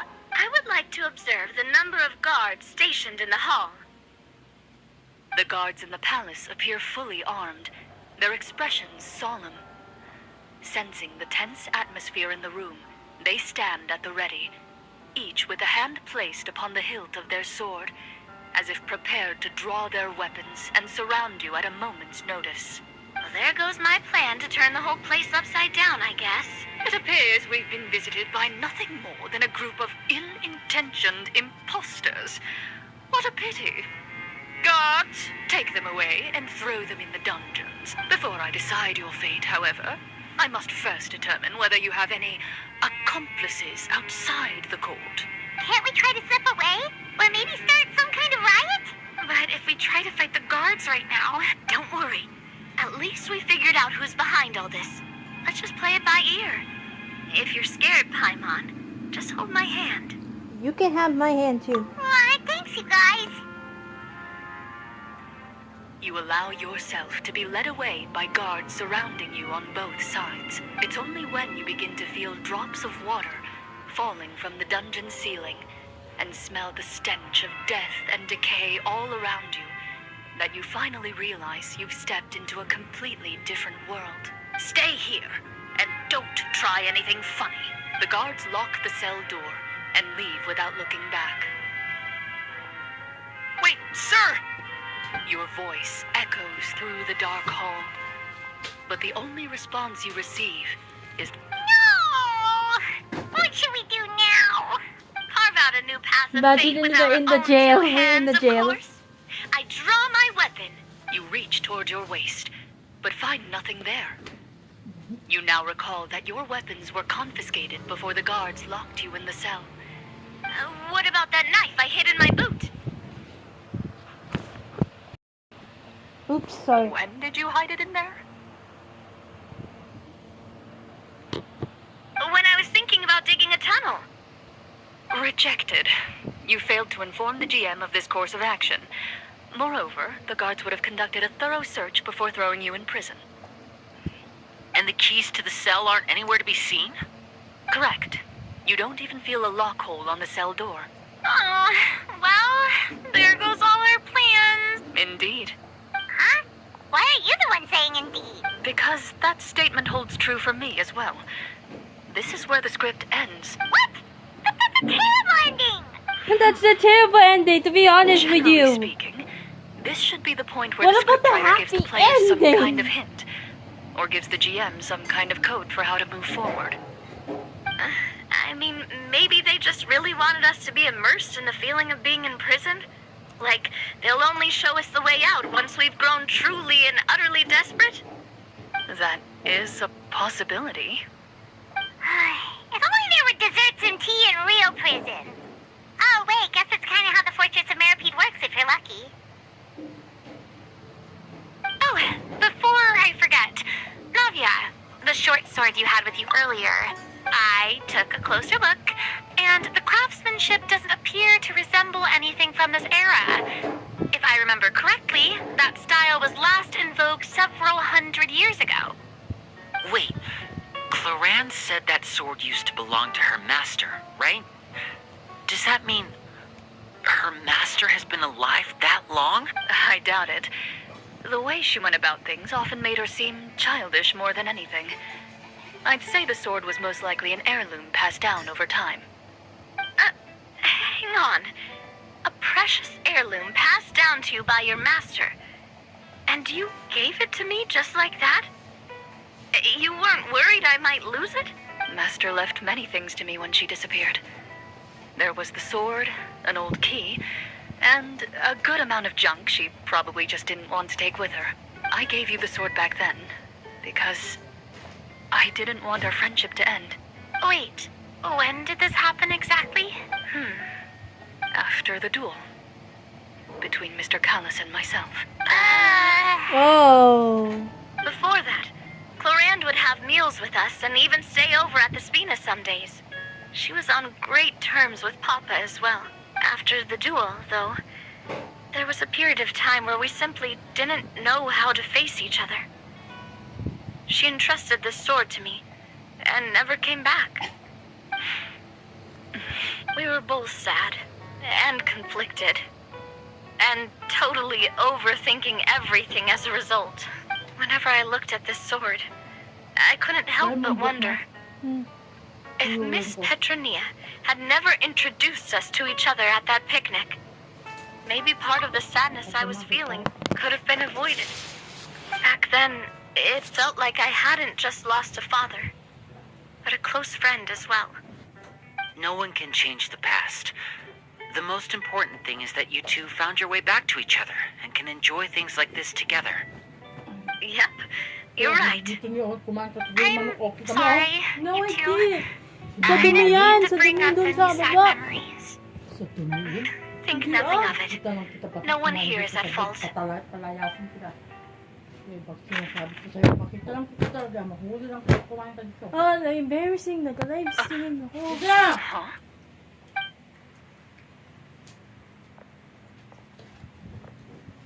Fly!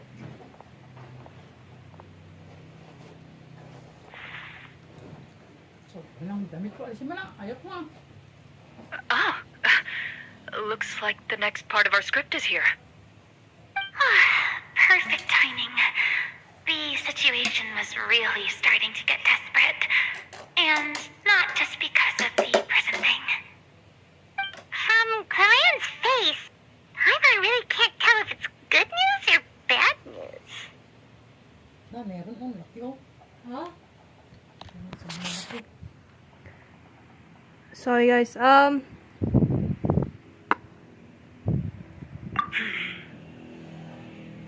Water continues to drip from the ceiling.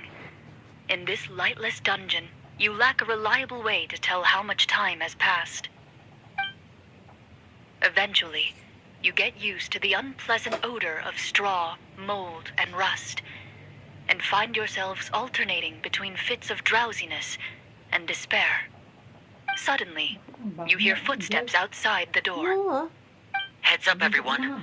Someone's coming. Later, wait, hold on. Let me finish this. Gather close, everyone, and keep your voice down. Ganito, ano?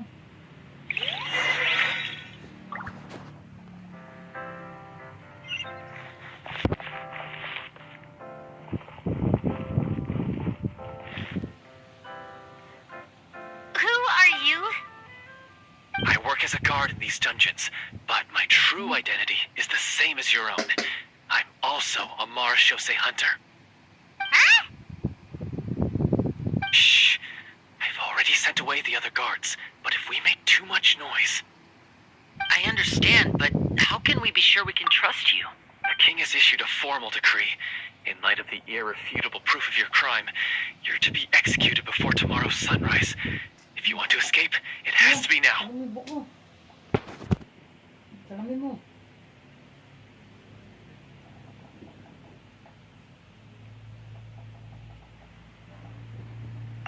Executed? We barely did anything! Monsters appearing at the same location as the treasure. Could this entire thing have been a trap? There will be time for speculation once we're out of here. As for my identity, I have no way to prove that to you just yet. Infiltrating the capital was difficult, and finding a chance to speak with you has taken a lot out of me. I could go on, but I think we can all agree that now is not the time for details. Well, it doesn't look like we have any other choices. Have you seen our weapons anywhere, sir? Don't worry, I brought them with me. They're just behind the door. Still, these weapons alone won't be enough to defeat the true enemy behind the scenes. His faction is too powerful. The guards are all under his control, and he's even stationed a number of golems in various rooms throughout the palace. To defeat him, you must find a secret vault.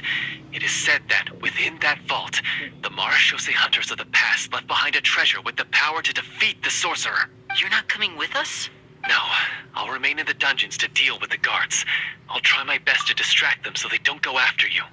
As long as my identity is not revealed, I'll be able to aid you when the final battle comes. In that case, please stay safe. Thank you for your concern. I will do my utmost. As for the location of the vault, here, this map should lead you there.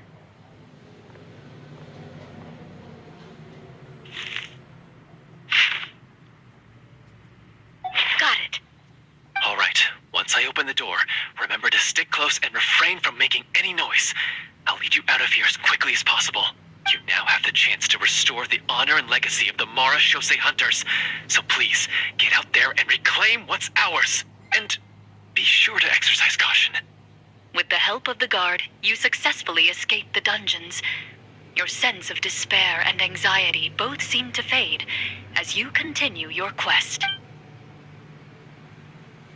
This is kind of creepy.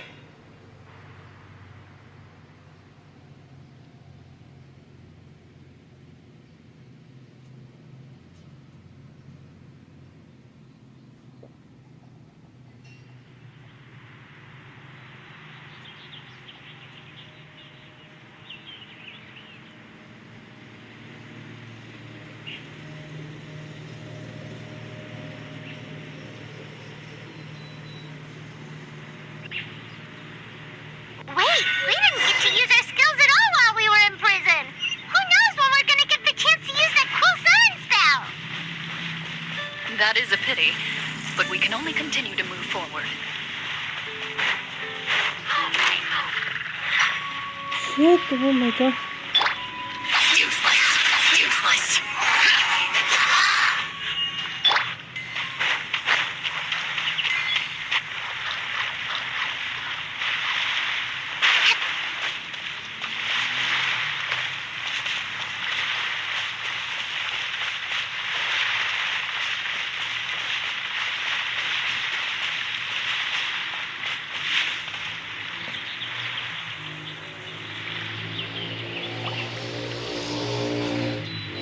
This should be the place marked on the map. This bit of rock certainly looks suspicious. Well, I'd say an investigation's in order then. Plus, if all else fails, we can just blow it up. Wow, you really meant that! Before you lies a serene stretch of open water, its surface shimmering a brilliant shade of sapphire blue. Well, guess this means it's time for a swim!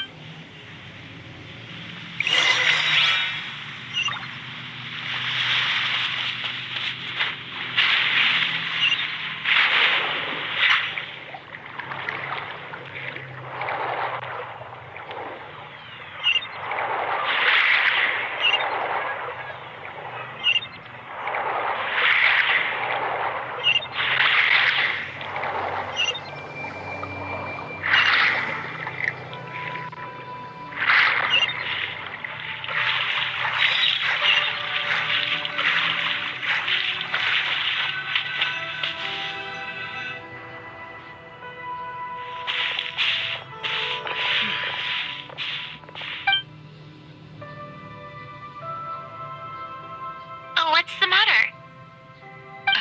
It's nothing. As you step into the cave, you find yourself in an eerily quiet space.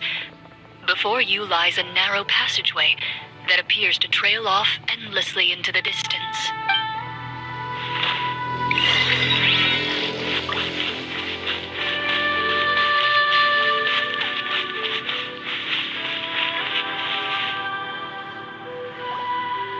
Wow, this must be where the treasure is hidden. But this door is blocking our way in. It almost looks like it's been here for quite some time. I've got to hand it to the tabletop troupe. What have we got down here? A kind of mechanism connected to the door?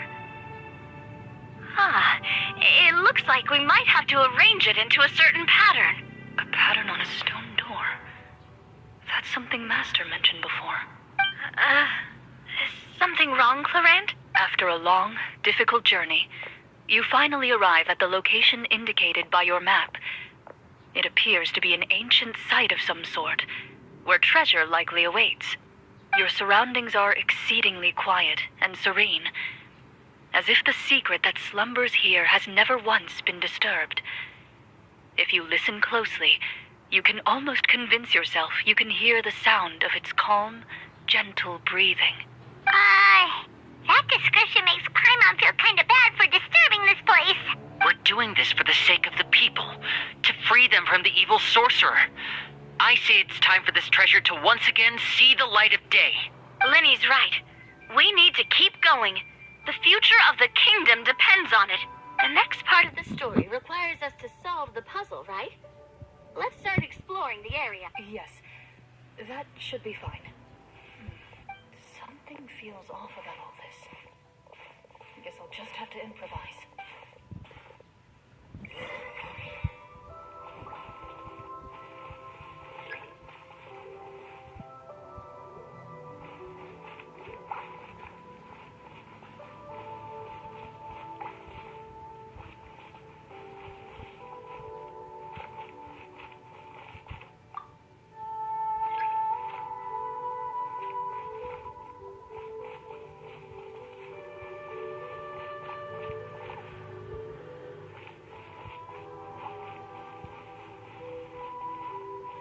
I found something.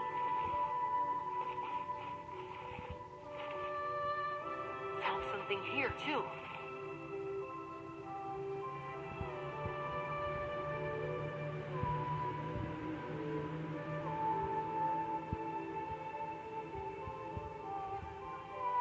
Same here.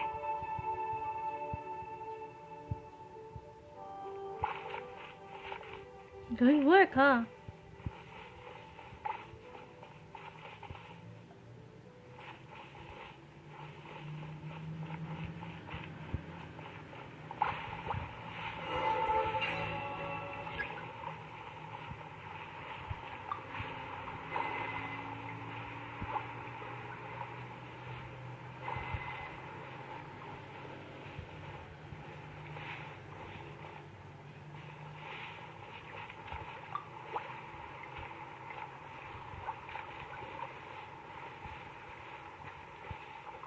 What do we do here? Hold on.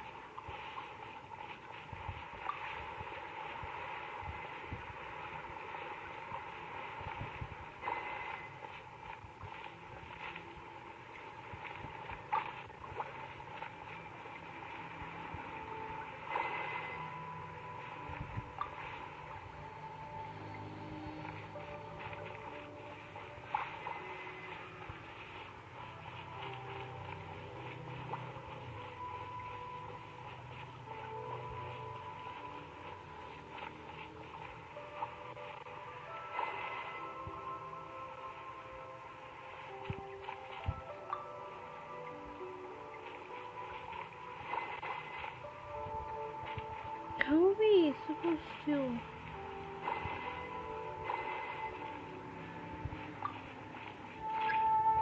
Need more, okay.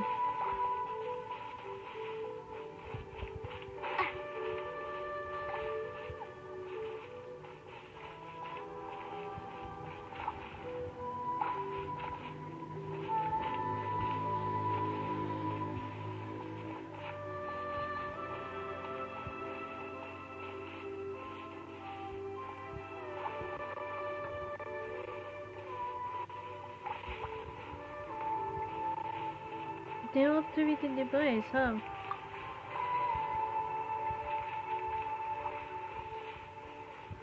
Let's see. There you go. There we go.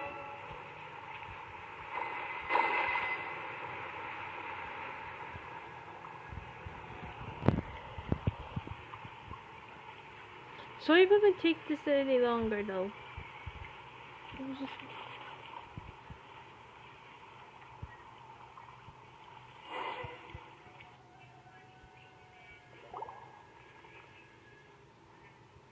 It worked! Something just appeared. Some kind of new mechanism, maybe? By solving the puzzles, you prove yourselves worthy of inheriting the secrets of the past. At the end of each puzzle, you're rewarded with... With what? key. A key? Oh, it must be the key to the big door.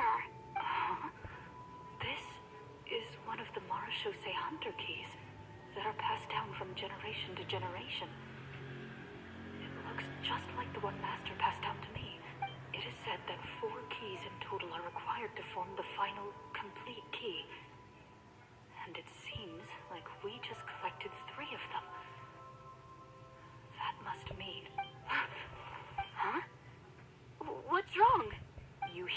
few strange noises. Suddenly, all the torches in the ruin go out at once. What's going on? Did we fall into another trap? For the sake of immersion, please close your eyes, everyone. Without the torches, the space is now completely dark, and you cannot see anything.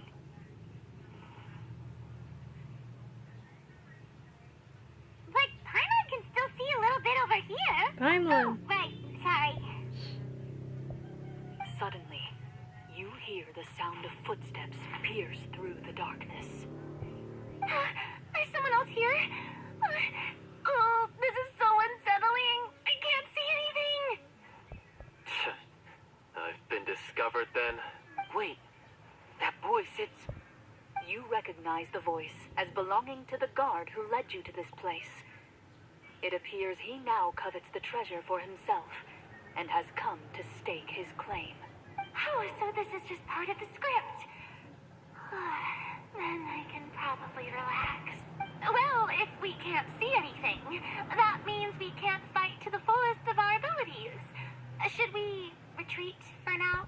Judging by the way he's holding his sword, he must be a real Marashose hunter. But this isn't part of the script. Retreat? That's not the hunter way. If it's dark for us, then it's dark for him. We choose to fight. Your choice is noted. Please keep your eyes closed until I tell you the torches have been relit. This battle will be in the dark. You got it. Well then, let us begin.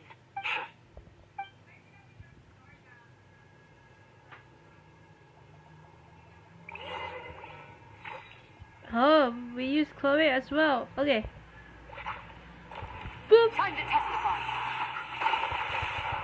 I'd like to try to hit him with my sword. Your strike is successful. You're facing a veteran Marashose hunter. You don't stand a chance.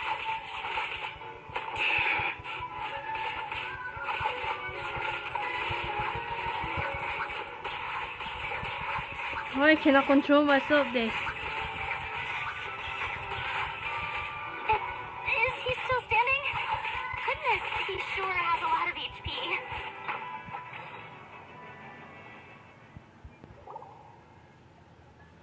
Is it over? Can we open our eyes now? The enemy is strong and relentless, but the battle is nearing its end. The torches have not been relit. What about now? Final strike.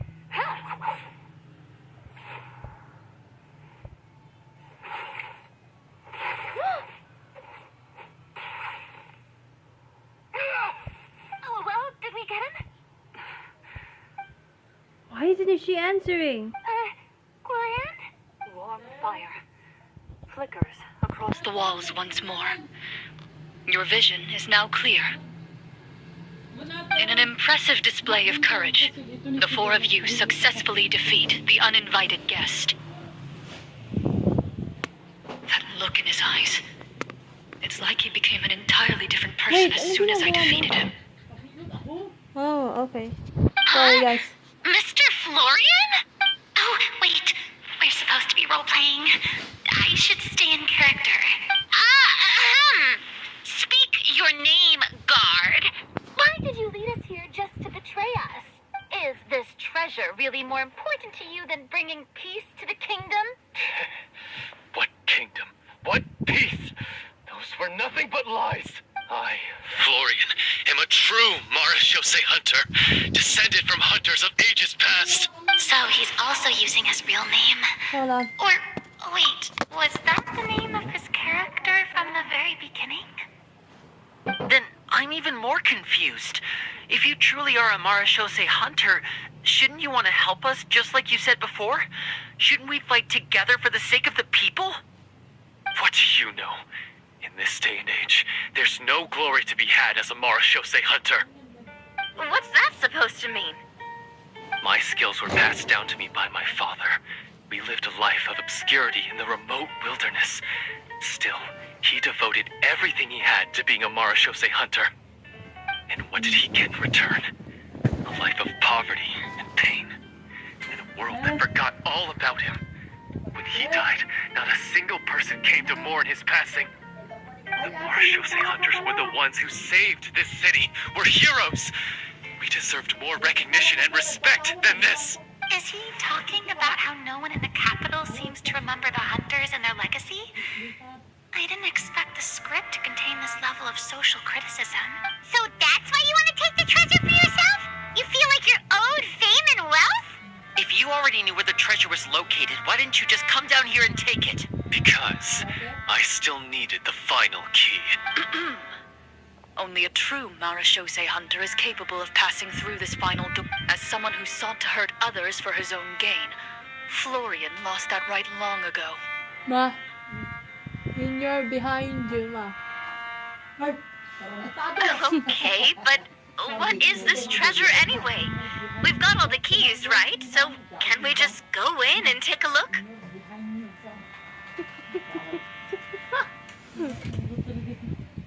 You're sure you want to go in? Ano pang hilot mo niya, nanay? We've been talking about it for so long. Of course we want to see what's inside. And we've already defeated Florian, right? So he won't try to take it from us anymore. Pesky brats. Watch yourself. Then let's open the door together. All right. Your choice of action is confirmed. Clorinde takes out the keys from earlier and walks up to the heavy door.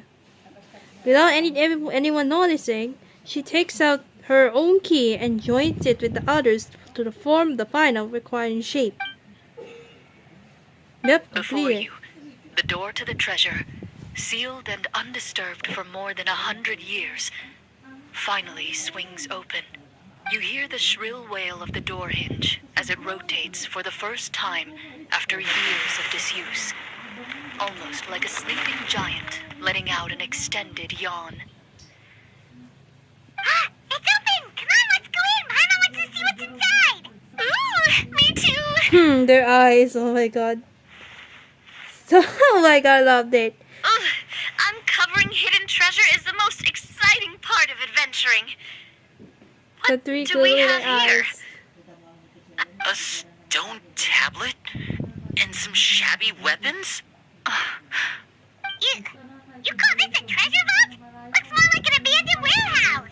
Maybe the troop ran out of budget at the end?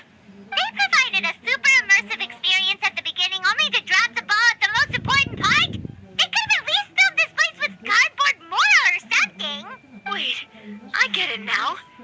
Paimon, this is the real Marashose hunter treasure. Huh? Huh? This is it? The Marashose hunter treasure Wait, is just what? a stone slab and some broken swords? I can't believe it. I refuse to believe it.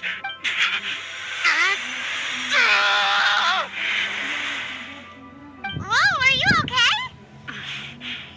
The Marashose hunter before you appears to suffer a serious mental breakdown. He needs to leave the room for a moment to collect himself. One of you seems to understand the significance of the treasure already. If the rest of you wish to follow suit, you may remain here in the meantime and explore your surroundings.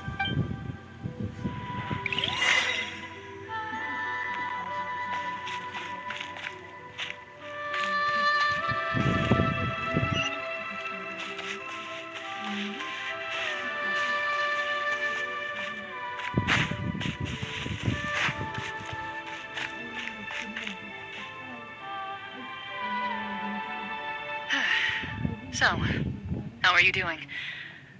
Feeling any better? What just happened? Do you remember how you got here? Or what happened to your body just now?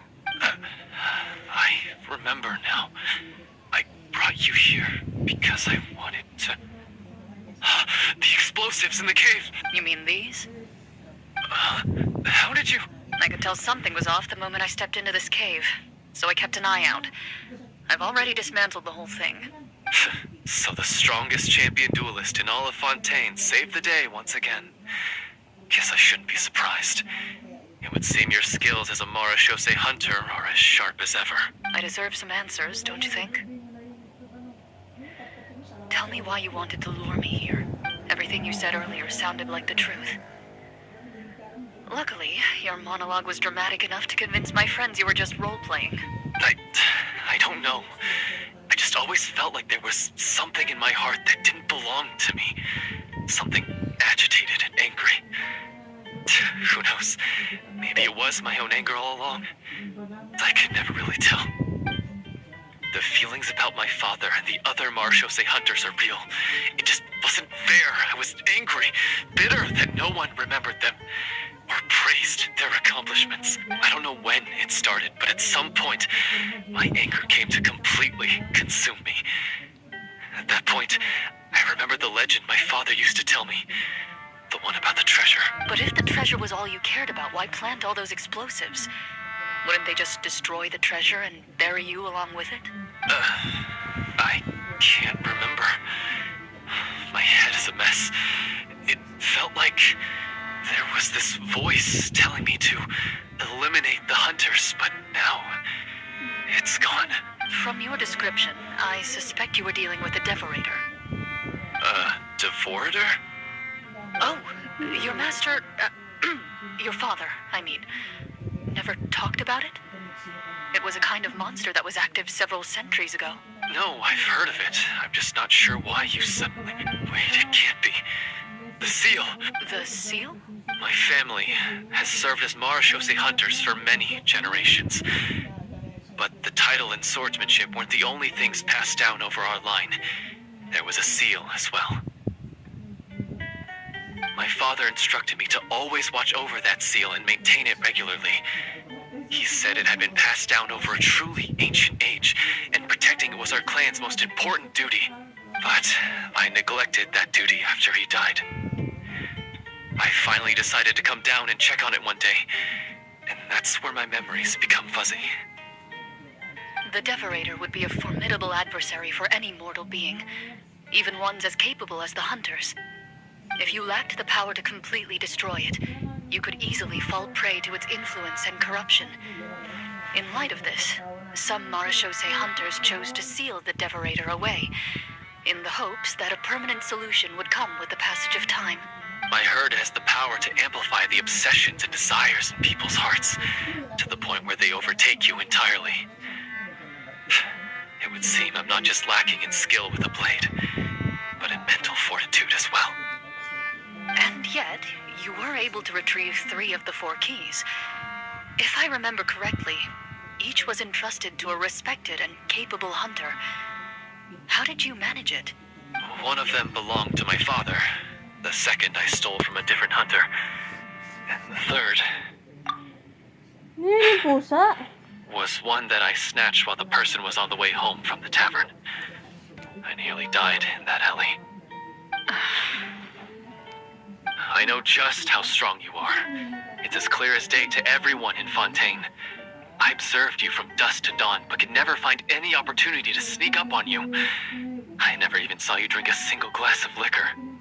The only way I could think to obtain that last key was to lure you here using your hobby, and then... Oh, I get it now. That monster, it wanted to bury you here alongside the treasure. I won't comment on anything else, but the script was good. Well, I did pour my heart and soul into it. The stories my father used to tell me about the glory of the heroic Marechaussee hunters and how they came to be forgotten. It's more than just a story. Huh? You're proud to be a hunter. You're still holding onto that part of yourself, no matter how small. I have done so many despicable things. I have nothing to be proud of. Then explain the purpose of the evil sorcerer in your story. Isn't he the true antagonist? The one who sought nothing but his own gain, and used the people as pawns to attain it? In your heart of hearts, he was the one you truly wanted to defeat. But I've already tainted my sword. I no longer have any right to... Wake up, Florian. Remember how you introduced yourself earlier? Do you really think the hunters acted out of a desire for honor and glory? Or to be loved and acknowledged by the people? What did your father teach you about our order?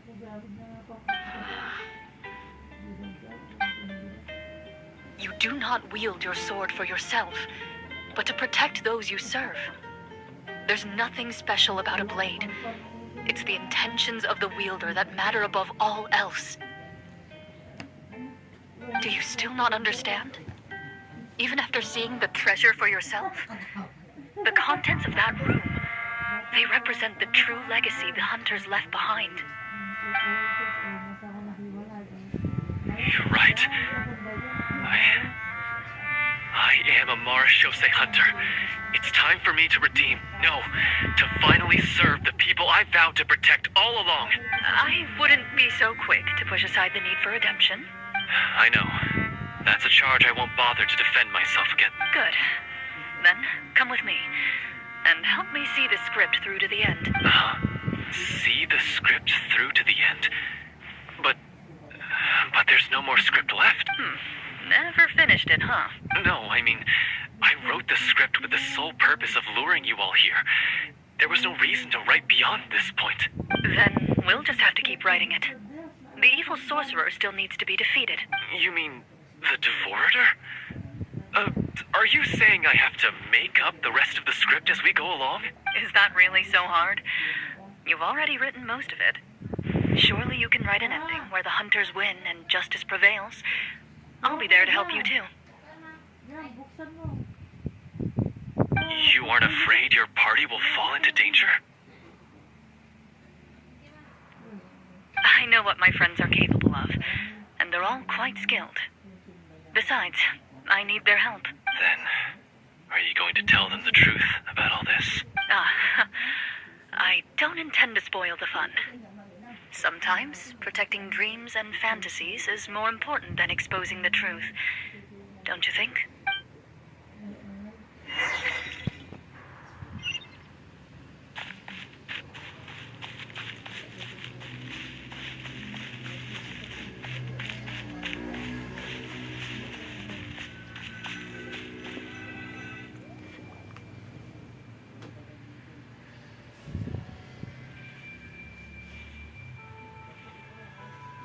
They're back! That took a while. Ahem! My fellow Marashose hunters, please forgive me, for I have sinned. Tone it down. Sorry.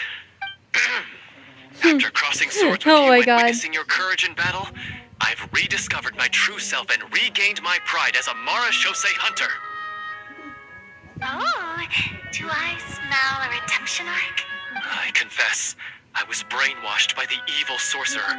He asked me to lure you here so he could bury you in this cave. That little...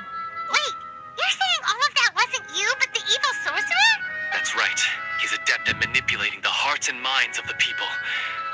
I fell under his influence because I did not possess a strong enough sense of will. Huh. And how are you going to prove that you're a changed man? We're not going to fall for the same trap twice. To be perfectly honest, I only came to my senses after seeing the treasure. It reminded me of my father's past teachings. The treasure was actually... The names of all the Marashose hunters from ages past and their weapons? Wait, you already know? Of course. Don't underestimate a veteran role player's exploration skills. Oh, wait, I mean Marashose hunter Navia's exploration skills. We just finished reading through the content of the stone tablet. That tablet recorded the lives of some fascinating people. For example, this Marashose hunter called Est. She inherited the responsibilities of the Golden Hunter and passed judgment on many people. But in private, she had a very easygoing personality. So, she was just like you. Oh, you really think so? Well, when you put it that way, I suppose I also have a few things in common with this Walter. Working as an executioner, he supposedly used a countless number of tricks to confound his enemies in battle. Oh, if only I could have seen the feats of magic he pulled off back then. Their lives were all so exciting. You could write so many cool books about their accomplishments. How could they have all been forgotten? Because they chose to be. To hunt monsters that only appear in the shadows, you must also operate in the dark. To be a Marashose hunter is to willingly give up on wealth and fame. Then this stone tablet must have been left behind by their companions. That's right. Few Marashose hunters ever revealed their identity to the public. They always protected the city from the shadows. The only time they spoke of their accomplishments would be at night, when they gathered with their fellow hunters in front of the bonfire to share stories of the monsters slain by their hand. So, this tablet was created not so that the hunters would be remembered by the people, but so that they would be remembered by each other. No wonder this place was so well hidden. You regard the stone tablet in solemn silence. The names of your comrades etched onto its surface serve as a reminder that you are never truly alone. The tablet proves that, although a hunter walks a shrouded path, it is not a solitary one. Their legacies shall continue to be passed down from generation to generation, as everlasting as the stone onto which their names are carved. Father, you once told me that I should seek out the treasure if I ever became lost. So this is what you wanted me to find. I decided to trust you. Thank you, my friend. You are very kind. I implore you, everyone, please give me a chance to make up for all I've done. Allow me to fight alongside you and defeat the evil sorcerer that threatens the peace and prosperity of everyone in this kingdom. Well, I say we let you join. Sounds good to me too. Everyone makes mistakes. What matters is what you do to make up for them. Love the attitude for Farina. I have no objections, but Mr. Florian, do you even know how to defeat the evil sorcerer? When he took over my mind, I gained some insight into his thoughts. Every time I thought of the treasure, he reacted with a strong sense of fear. Huh? He's afraid of the treasure? But there's nothing here except some broken weapons and the stone tablet. What if the secret's hidden inside these weapons? GM, permission to investigate.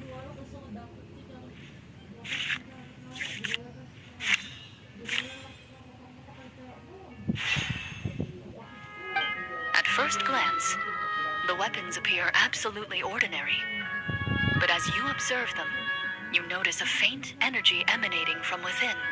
These blades have slain countless monsters. Though it's been a long time since they were used in battle, their edges remain sharp, as if they're simply waiting for the next worthy hunter to carry on their legacy.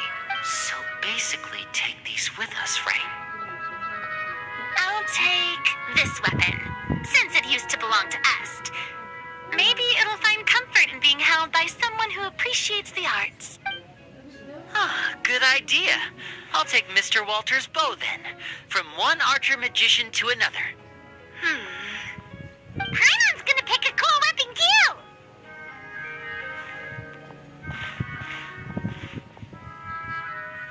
As you grip your weapons, you can almost feel the will of past hunters coursing through your being.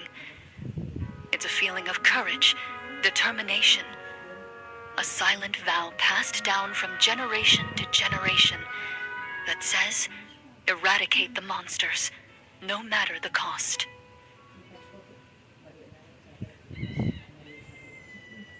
Mr. Florian, do you know where to find the evil sorcerer? I was able to see his surroundings when our minds were connected. I believe he's currently hiding out at the church in the kingdom. We must be extremely careful.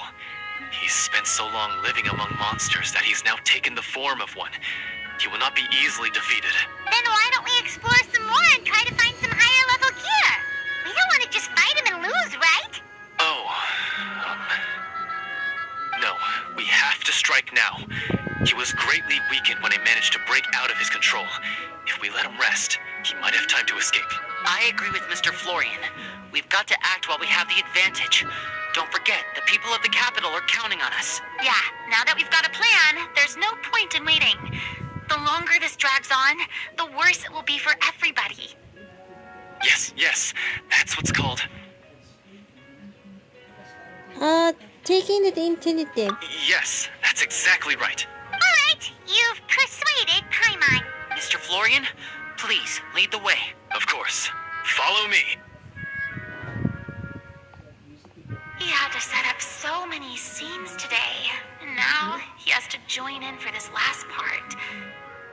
really don't envy his job. Finally, you decide to slay the evil sorcerer and bring peace back to the kingdom once and for all.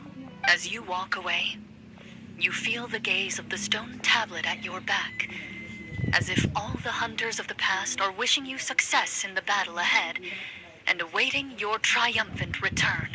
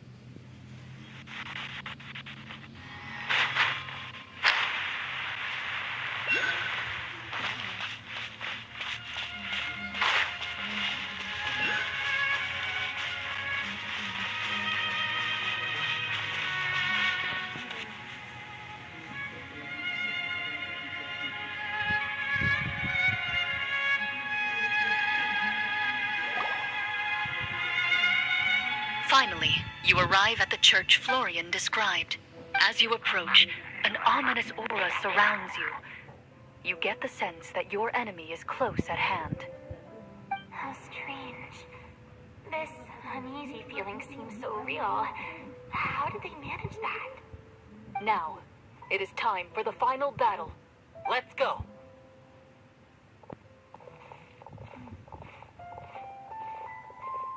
Florian, wait. What's wrong? I think you should wait outside. You've already been corrupted by the Devorator once. It could easily re-enter your mind and take control of your body. I don't think it's a good idea for you to be this close. If it corrupts you again, it's possible you might take on a new form entirely. That's exactly why I have to go. Why I should be at the very front. You mean... Yes. I intend to lure it into my body. That's too risky. If things get out of hand, I might have to kill you. Do you understand how dangerous this is? I understand, but if I do this, you'll have a clear and visible target. The Devorator will have a hard time passing up the chance to enter a body it knows how to control. You won't have to worry about any of your friends being taken over. You're not like me, Miss Clorinde. You're a just and powerful Marechaussee hunter. The monster broke free due to my error. It's only right that I shoulder the responsibility for its destruction. This is something that I have to do. Consider it a duel to restore my honor. My only request is that you give it your all. I understand. Then, as a champion duelist, I hereby accept your request for a duel. And extend to you my most sincere regards. Thank you. The battle is now upon us. Let the Devorator once again tremble under the blade of the Marechaussee hunters.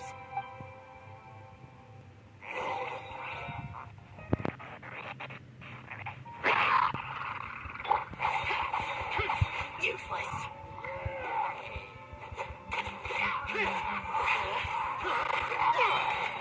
Disappear. Worthless. Here. Worthless.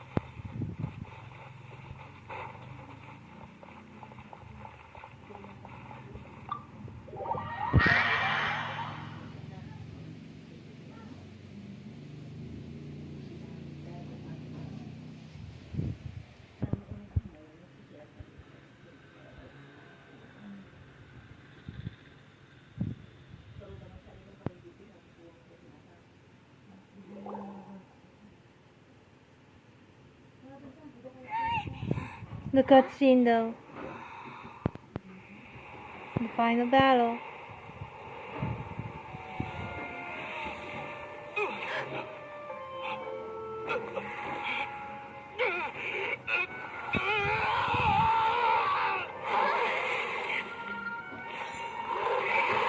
My god. So lifelike.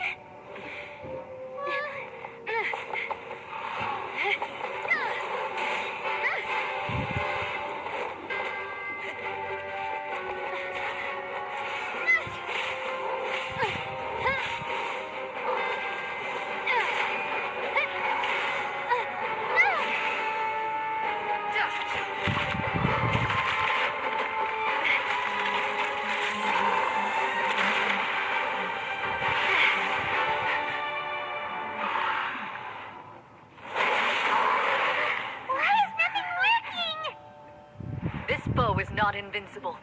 You hold the treasure. The power to defeat it in your own 2 hands. The treasure? You mean... the names. It's the Marechaussee Hunters' names. How are we supposed to... You forget, Paimon? There's still one skill we saved until the very end. Hunters fight not for fame, but to aid the people whenever they are summoned. Walter the Marechaussee Hunter, master of 1,000 tricks, executioner of the Phantom Hunters. I call for aid! Est, the Marechaussee Hunter, inheritor of Cassiodor's will, judge of the Shadow Hunters. Answer my call! Just like Mouseketeer. Petronia, protector of justice and order. The hunter I respect the most. Thank you for saving my friend, the best one I'll ever know. Please, lend us your strength.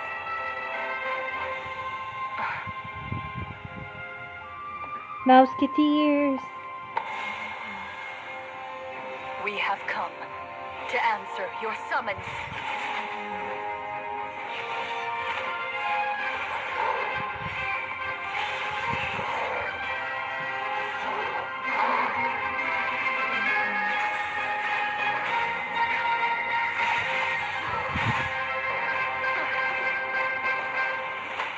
Wow. And so, the monsters were eradicated, and the sorcerer was defeated.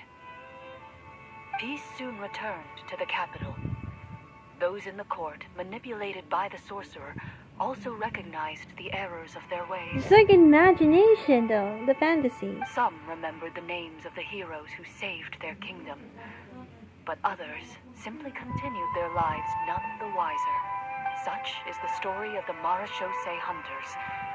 They pursue the phantoms in the darkness and exterminate all who pose a threat. They will always protect the city and those within it, even should all memory of their accomplishments be forgotten by the very people they serve. I am assuming we The finally reached end. the end of the script. Yes, you've reached one of the better endings. Yeah, the end though. Don't forget the end though. They live a happily ever after. The kingdom is saved. It's a pretty solid story overall. I thought it was That just was a an good ordinary story. adventure at first, but the further we got into it, the more impressed I became with the production and the plot. That final battle especially. All the effects were super realistic. Oh, right. Yeah. Totally. That's a really good point. I never expected the weapons we picked up from that vault would have that kind of effect. Yeah. Mine nearly scared the daylights out of me when it started glowing. I took a good look at it after we got out, but I don't think it ever lit up again. Oh, we should probably give these props back, right? I'll just leave mine here. Did you have a good time? Of course. Let me know if another script like this comes around. Sure, no problem. Then I'll head back for now. I think I need some time to fully digest everything that just happened. Once Mr. Florian is awake, please pass on my regards to him. He must be extremely exhausted to have passed out cold like that. You're right. He's had a lot to deal with. Well, see you all some other time. Toodaloo. Bye, Farina. See you when I see you. Okay, so, can I ask now? I think it should be fine, yeah. What in the world was going on back there? So you saw through all of that? That time in the cave when you told us to close our eyes, it'd be weirder if we didn't notice anything. I was dying of curiosity the entire time. I mean, you did a pretty bang-up job of pretending nothing had gone wrong. Farina actually looked like she thought all of it was planned. Guess none of us wanted to be the one to break the illusion. What are you all talking about? Yeah, what's going on? I was just playing along too. Oh, wait. Don't tell me Paimon never... Oh, this is all my fault. It's not too late to cover your ears. Here, Paimon. I'll do it for you. Bit late for that, don't you think? You're saying everything that happened back there wasn't actually part of the script? It's probably more accurate to say this was never a real scripted story to begin with. What? So loud. My head. Hey, you! Get up right now and explain yourself!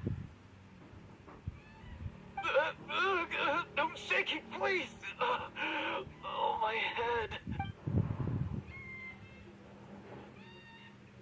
Did Paimon just hear that right? You guys made up that whole last part on the spot? It's not nice to lie to people, but Paimon's gotta admit, that was a really good story, Florian. Oh, and nice improvisation, Clorinde! Yeah, it was like watching a magician. Yeah, improvise it's like a spectacular fantasy magic and trick medical. after forgetting an important prop. Yes. If Paimon knew something was wrong with that box, she would have floated straight in the opposite direction! Everything was under control. As if you've ever described a situation as being out of control. I'm pretty sure any situation you consider to be easy to handle would scare a reasonable person half to death. Guess I'm just used to it. You must run into a lot of unexpected situations then. That explains why you're so good at coming up with things on the spot. As for you, Florian, I know there's no excuse for what I did. I'll turn myself into the guards at once, confess my crimes, and accept any punishment that comes my way. I would say you've already suffered more than enough. What? You may have been blinded by fame and fortune in the beginning, but your actions during the final battle had proven you to be a true Marechaussee hunter. You'll be far more used to the city above ground than below. Your job as a hunter is more important. But... Of course, you'll still need to take the keys and pay a personal visit to the two hunters you wronged. Prepare to accept any terms they give you as well. Yes, of course. As far as I'm concerned, though, your showing in the duel was enough to prove your honor. Then I'll do exactly as you said. I'll go return those two keys right now. Thank you so much, everyone. I'll do my best to prove myself worthy of the second chance you've given me. I swear this on my name and honor as a Marechaussee hunter. Until we meet again, everyone.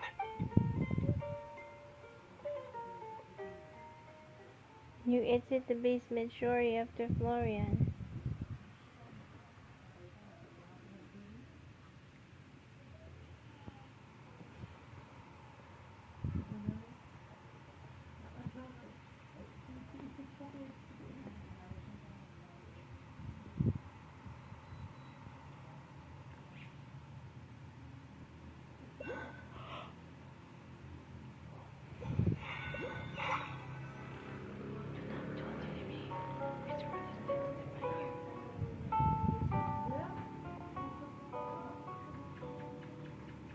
Speaking of Marechaussee hunters, what should we do about the treasure in that cave? Leave it be. Are you sure? We could show it to people, make it so that the hunters are remembered. Don't you want that? No. Every name on that tablet made the same choice. All hunters know what the path entails. I am no exception. My identity as a Marechaussee hunter is not something I need people to remember. I wish only to be recognized as a champion duelist. Nothing more. That's certainly very different from the path of a magician. Still, I admire your decision. Wait! Paimon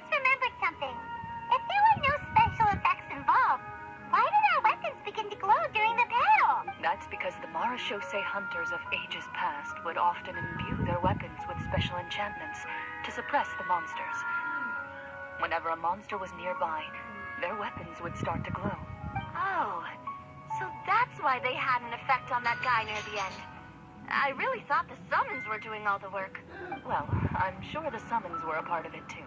Oh? How so? This particular Devorator probably hailed from the same era as the hunters we saw in the room. The names you recited all belonged to the bravest hunters. Countless monsters fell to their blades. That's likely why the Devorator visibly reacted when you said them out loud. So the names held the power all along. Navia, everything you said during your summon. Huh? Oh, I meant what I said. I mean, it was true to my character, so yeah. I'm glad you heard it. Just don't make me repeat myself. It's embarrassing. I really appreciated those words. All right. Don't get all sentimental on me. Anyway, let's not talk about that anymore. I'm going to go on ahead. Don't fall too far behind now. She ran off! I should probably head back as well. This story was truly incredible. I might have to spend the whole night telling my siblings all about it. See you later, Lindy. See you, Lindy, when I see you. Goodbye. Bye. Traveler, should your name and deeds be forgotten, what do you think the significance of your journey will be? I suppose the significance would be the journey itself and the world we helped create. There's still value in the time I shared with everyone here, in the things we were able to accomplish, even if no one remembers them. A great answer. I'll remember it. What would you be? What would your answer be, Chloe? Me? The Marashose hunter says nothing in response to that question. Perhaps her answer lies in her silence. An unspoken vow left to echo through the night. The path she walks needs no explanation. It's over. Okay. Finally, it's all over. Man.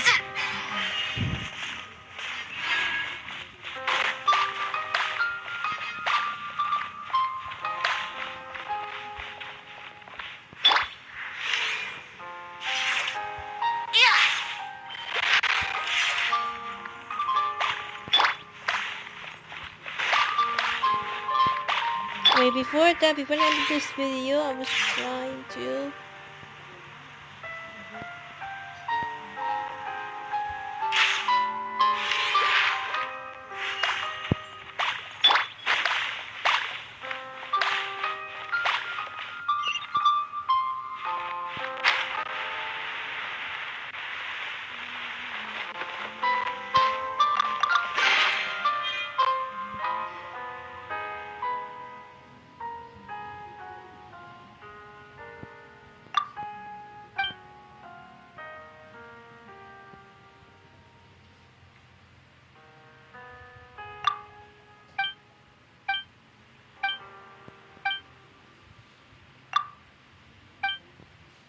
Alright guys, I think that's it. Oh.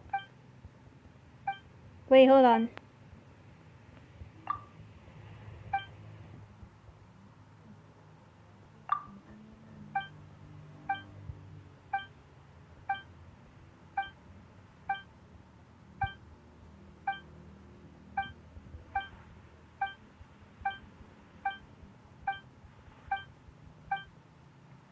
Right. Sorry guys, hold on.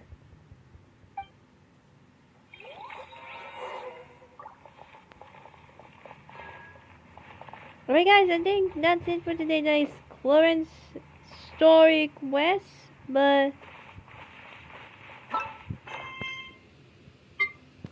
yeah, Clorinde's story quest, guys. So yep, it's already done now. we're gonna do Layla's story quest. Hey, not quest, but I think it's time for me to go hang out with my event. So I need to take a rest and then stop by taking a rest for live stream and videos and stuff like that. So you guys, and hope you guys enjoyed this video. Like it, to subscribe to my channel, click the bell button to try videos and stuff like that. To me, the basis for the video, Instagram, TikTok, or anyone else. Gladly Clorinde's story quest is kind of like a role play for the whole story, like 2 hours long, kind of role play or something. So I really love that. So anyway, guys, thank you so much for watching, and see you guys in this video. And then I like the story quest as well. Princess is here, and out now.